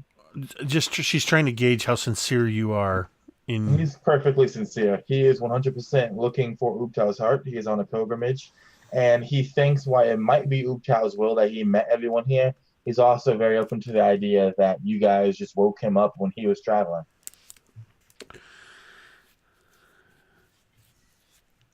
To the rest of...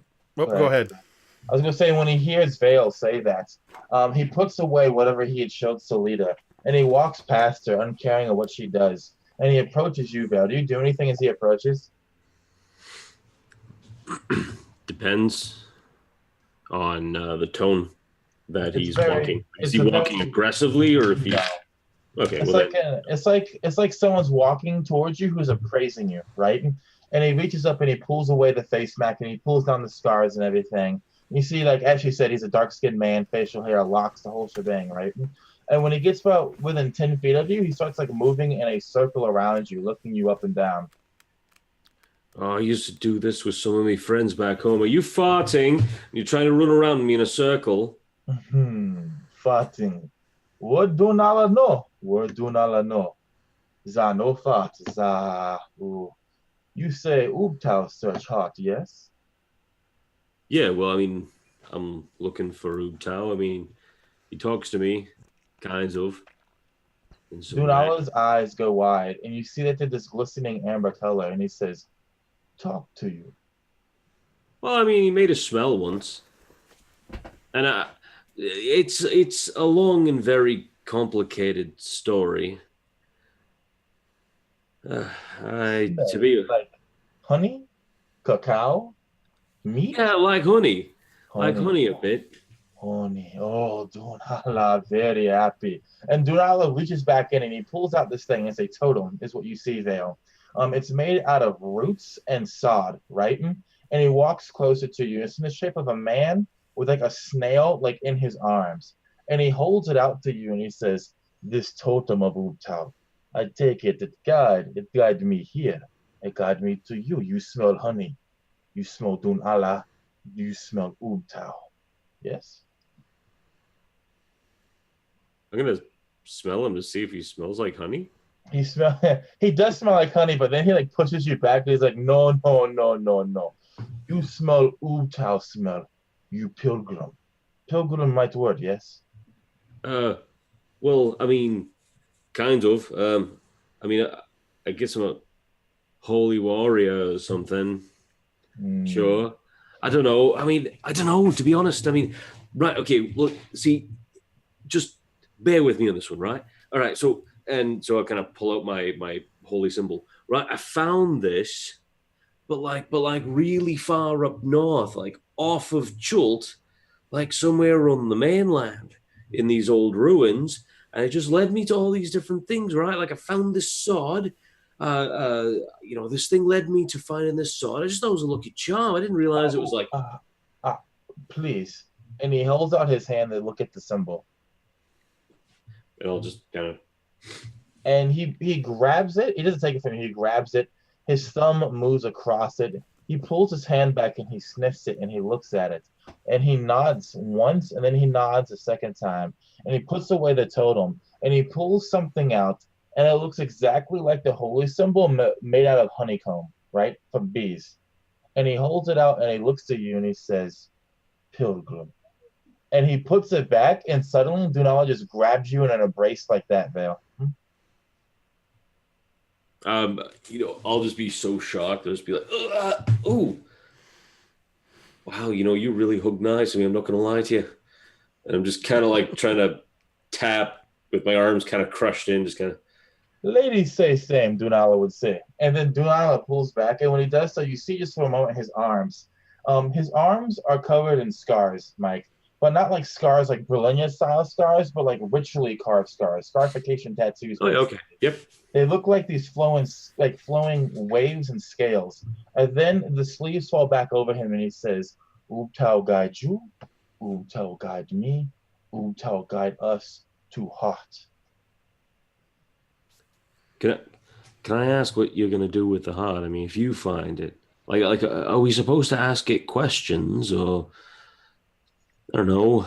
We're not supposed to eat it, are we? Because I don't know if I'm kind of in the mood. Ubtao looks Ubtao, wow. Dunala looks around and he says, Seat. Let's converse. In the meantime, though, what are the goblins doing? They took off, right? Goblins are gone? No, goblins are still there. They're actually kind of looking back and forth for a little bit, just watching this strange. You see them; their ears kind of perk up every time Ubtao's name is used, but they begin to let Vale and Dunala kind of have their conversation as they start to kind of set up a little mini camp, and one of them actually kind of comes up over to Ubo, actually two of them, while Dunala and Vale are talking. The two that first waved at Ubo, they just kind of come up and they just sit next to you, Ubo, looking up at you, and they kind of motion to sit down. Ubo would. He would just sit kind of cross-legged and kind of put his packs in his lap. And I'm sure even sitting, he's probably 4 feet tall. And these things are really small. But he would just kind of chill with the goblins, I think. He really wouldn't. They just, so, yeah, as the others are talking, the goblins are just like, "This very nice. Not to have to fight everything that we see." Yeah, it's very good not to fight. Always we are fighting. We fight the grung. We fight the veggie pygmies. And we fight the man. But here in the Grove of Gedan, is a neutral zone. No fighting. We have a truce. That is why we do not try to kill you. Yeah, it's probably for the best. Do I understand what they're saying or no? oh, they're speaking in common. Oh, and I think hearing we don't try to kill you, I think I would, the one that said it, I would just kind of take my hand just like I did to the other one, just really loud laughing and just slap him on the back. There's a sound like Probably topple him over. There's a sound like coconuts connecting as the two goblins' heads kind of clatter together. And then they just kind of laugh about it. And before long, while Dunala and Vale are talking, Ubo has the one goblin that was speaking up is still kind of staying near Dunala and Vale, but the other 4 goblins have all just kind of gathered around Ubo. Almost like little kids gathering around him. And they even start to build just a small cook fire and I think you would see Ubo legitimately smiling. And if they were being kind and if they were being polite, I think Ubo would absolutely do the same. And maybe even if they put one of their masks down or something, he would kind of grab it and maybe, and like put it up on his face. That kind of thing. Yeah, I think there's just this like weird sort of, they have no hostility towards you. They seem to genuinely respect this area as a neutral zone. What about Brilinya?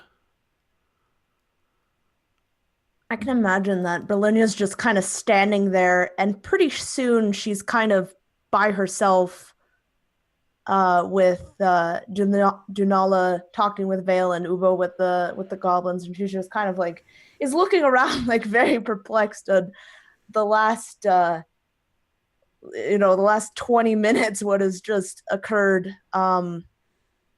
She would take this book as well as Cole's journal, and I think that this would all be kind of overwhelming for her, so she would go and try and find a seat after giving the offerings to this statue and lighting the incense, maybe something that she was used to in the church. And she would just, I think, find a quiet spot not too far away from the building, or from the statue, maybe just around the other side. And she'd just begin again looking through Cole's journal, and perhaps also now looking at this amulet drawing. And we'll swing back over to Vale and Dunala. Are you continuing your Ubtao conversation? Does it... Yeah, I mean, if anything, I would probably be doing most of the questions. I'd be asking him about history of Ubtao. Where did he come from? What does he do? And what do I do? And what are the prayers? And what's going on? And, like just from a god that I know very little about. It would be like, an evangelical learning about the Tengri faith, way out in the East for the first time and not understanding it. It's just like, this is so strange and so different and so alien. So I'd just be bombarding with so many questions on what, basically, what am I supposed to do? And is there a right way? Is there a wrong way to pray? And so on and so forth. In which case, Dunala is responding like quick like that, right?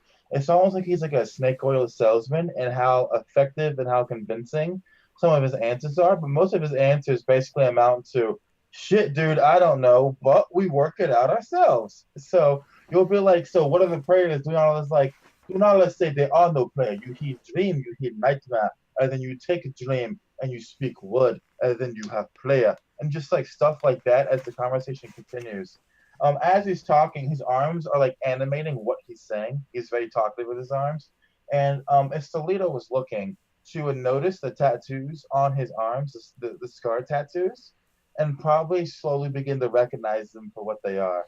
And that would be as in something similar to like Wanti scales. I'm going to actually see if she notices those. She actually doesn't yet.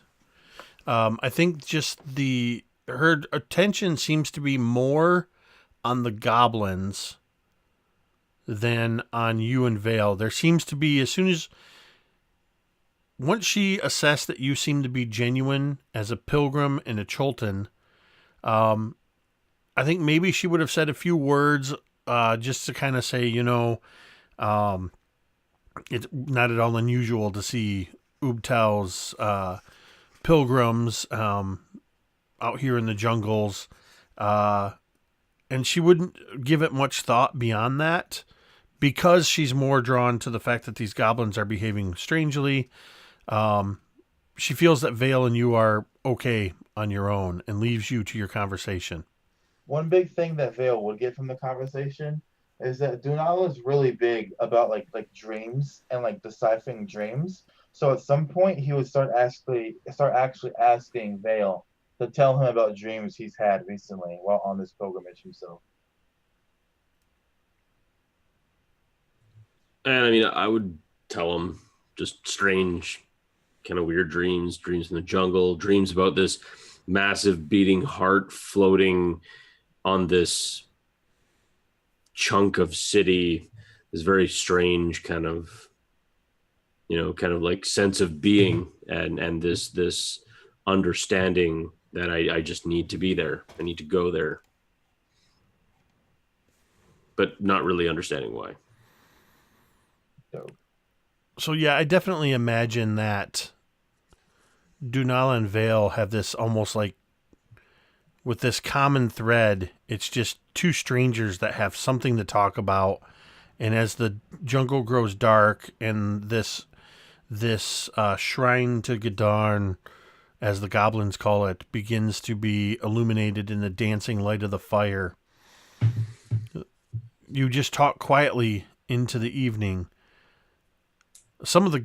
Couple of the goblins have actually cuddled up against Ubo.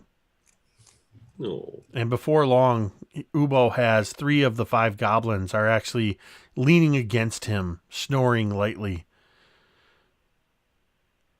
The goblin leader and the other one eventually kind of make their way over by where Brilinya is.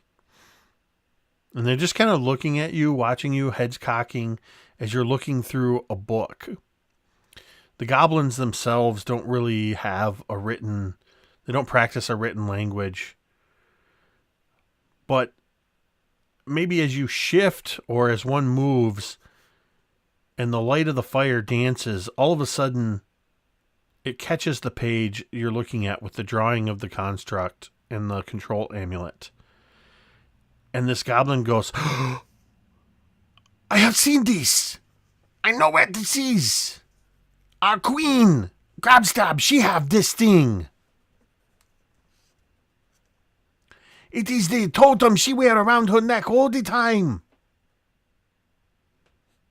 And I think Brilinya would be in this kind of haze or this concentration, and as soon as the goblin says that, she'd turn. Is your queen here? No, Queen Grabstab, she back at Yelyark.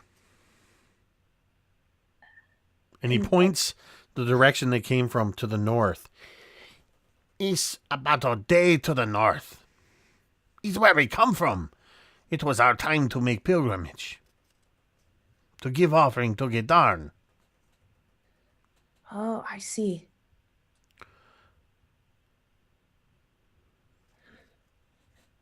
She kind of looks back and she looks back at the goblin and she says, why do you worship this thing in the jungle? Oh, the goblin. Oh, the veggie pygmy. Oh, the grung. We give offering to Gedarn. The goblin called it Gedarn. The veggie pygmy called it something else. The grung, they ribbit at it. We don't know what they say. But we all make truce. Because we believe it give us good fortune to our tribes. I see. But why you have picture of Queen amulet in this paper? It's something that someone drew a very long time ago. I'm not sure what it means.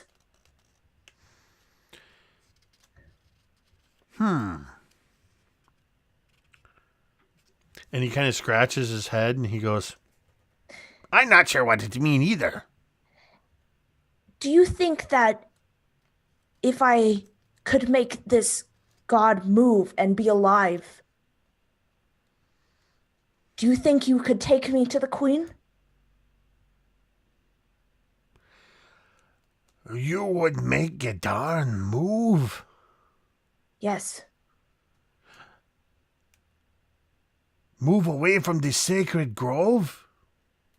No. You would take Gedarn from us? No. No. Not away. But wouldn't you want a protector that would help you? That could be good luck as well as helping? make a persuasion roll.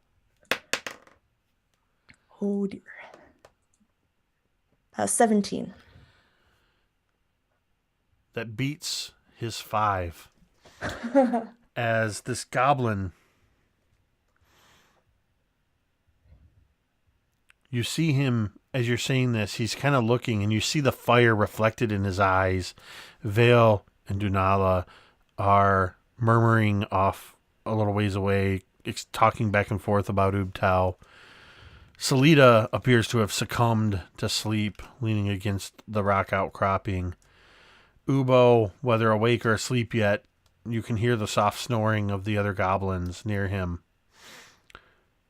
And this goblin, staring with the fire dancing in his eyes, suddenly starts to nod his head. And he says, The goblins, though we respect the sacred grove, and we respect the truce with the veggie pygmy and the grung, we always believe Gedarn favor us.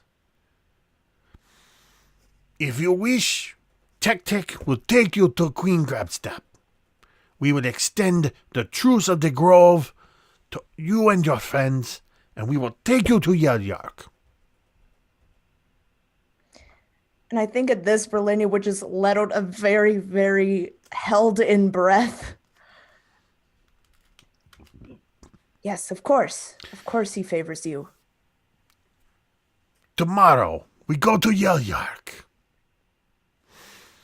And then he just kind of he just plops down where he is, and he smiles, and then he just kind of curls up, not too far from the fire, and he says, Tomorrow, Gedarn will smile on the biting ant tribe.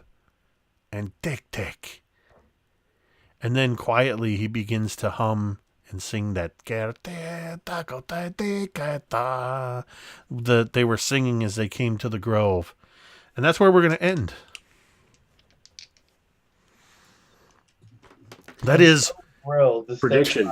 We wake up Gedarn. He slaughters the biting ant tribe. You feel bad for like 2 minutes, and then we just move on. Oh, at the first we loot the bodies. Well, remember the biting ant tribe's been fucking with us for weeks now in the game. They have. This is very true. This is not at all where I expected this session was going to go. Drake's over here like patting them on the back as like these are the same hands that have slaughtered countless goblins, and now he just like pats them on the back and laughs with them. Hey. It was a truce. Don't judge me. And now always a demon god of these. Back in a minute. I had no idea where this was going to go. Marquise and I had planned, just assumed that you guys were going to go to Camp Vengeance, and that's where you guys were going to meet up. So that's where earlier I was frantically messaging Marquise. I'm like, give me some perception checks. Give me some stealth rolls. And then that's when I was like, this is just too difficult. They know you're out there somewhere. So, yeah, so, I mean, and then I really had no idea. I was just as surprised as you were when Dunala came out with the offering.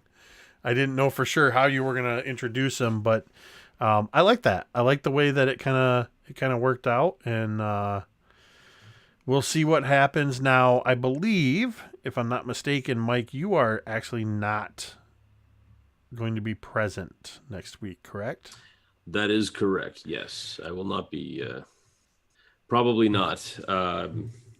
This place is going to be a disaster. There are new floors getting put in. So I think what we'll probably do is, normally I've always planned for something, but it was just a little too cliche to have the goblins kidnap another person.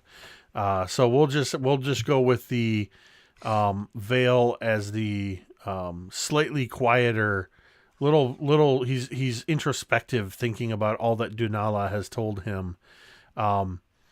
If you could shoot me the basic stats that you have for Vale in case you guys get into something, then I can use your stats to roll for Vale. And yeah, so you'll definitely want to be sure to catch the VOD of next week's game. Yes, I'm sure everything's going to be a lot more serious with me around. It's not going to be as fun. I've come to the conclusion that Vale is kind of like the he's kind of like the Deadpool of the whole I was just going to say game. he's the Deadpool of this game. He's the Deadpool of this group, breaking the fourth wall, and honestly I think this is only the second time I've ever seen Marquise play a male character. Yeah, I know. The only other time I can think of is when you played in, I think Tim Carney ran Misty Meadows, where you played like a 60-year-old version of yourself. Yes, I played an old crotchety black bloodslayer with a shovel instead of a greatsword. I was in that game. Yeah, that was a fun game. I remember that. I was in that game. I remember that. So I almost died. As it goes. Weirdly, it completely messes up the title of this episode, which was Vengeance. That's how sure I was you guys were going to Camp Vengeance. That's the second episode I got to come up with a new name for. At any rate, this has been episode 17 of The Sleeping Giant. The Sleeping Giant, voiced by Vin Diesel. I love it. Chult of Personality, A Tomb of Annihilation, D&D 5th Edition Adventure, Episode 17. We'll come up with a new name for it. But I absolutely love playing with these 4 individuals. Marquise has brought in Dunala, the Yonti, I believe Shadow Sorcerer. Yep. And then, of course, we've got Mike the Piper playing Vale Istafall, the Half-Elf Paladin. Be sure to check out Mike on Twitter with his Twitter handle there, and check out his YouTube channel, which I believe is called Mike the Piper, right? Or is it M the Piper as well? Yeah, no, it's Mike the Piper. I'm probably the least imaginative person in this whole group. And then we've got Marquise at A Point to Inspire, and on YouTube as Stereotypical Marquise. You may recognize him if you've been here on Sunday nights on the Mini Terrain Domain channel, running the Ravaged Wastes of Kryphoth, Savage or Ravage, one or the other, both, of Kryphoth, a very vicious playtest with 20th level humans, one of the players of whom is Brilinya. Nope, Megan, who plays Brilinya here, who is also one of the creators of Kryphoth from the Dice on Ice channel, also Dice on Ice RPG on Twitter, and Dice on Ice on YouTube, Dice on Ice everywhere. And then Drake the RPG Construct, playing our Turtle Monk Ubo, who his Twitter and YouTube channel is the RPG Construct. He is also one half of the Something RPG-ish podcast with myself over on twitch.tv/somethingrpgish and somethingrpgish.podbean.com. And you can also search Something RPGish on iTunes and wherever podcasts are sold or free.